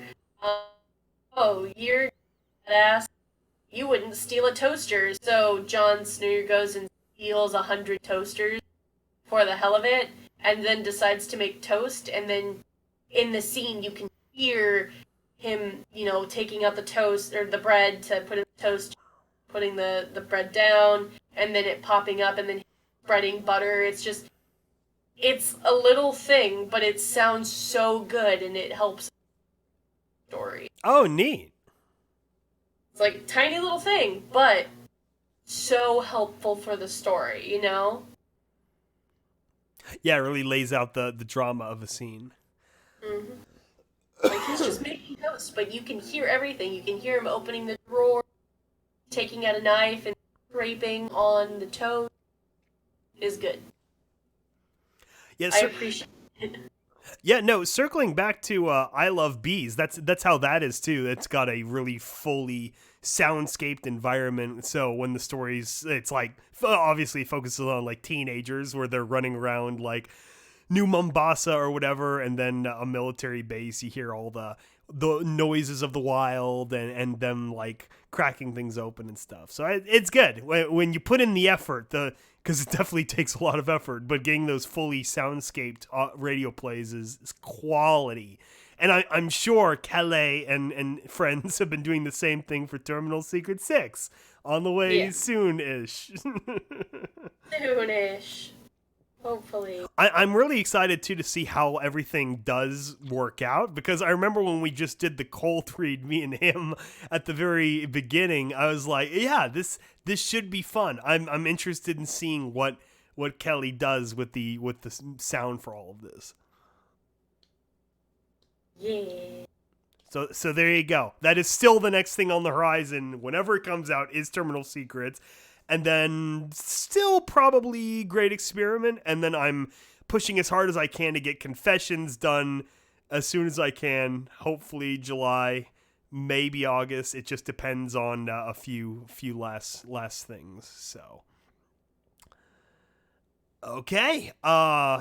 Think we'll probably wrap it up here. So, yeah, thank you guys for joining us for our hospital-based podcast, and hopefully we will have all of us together in full form sometime soon, and also some fun bad fan fiction readings too. Yeah, bad fan fictions. Okay.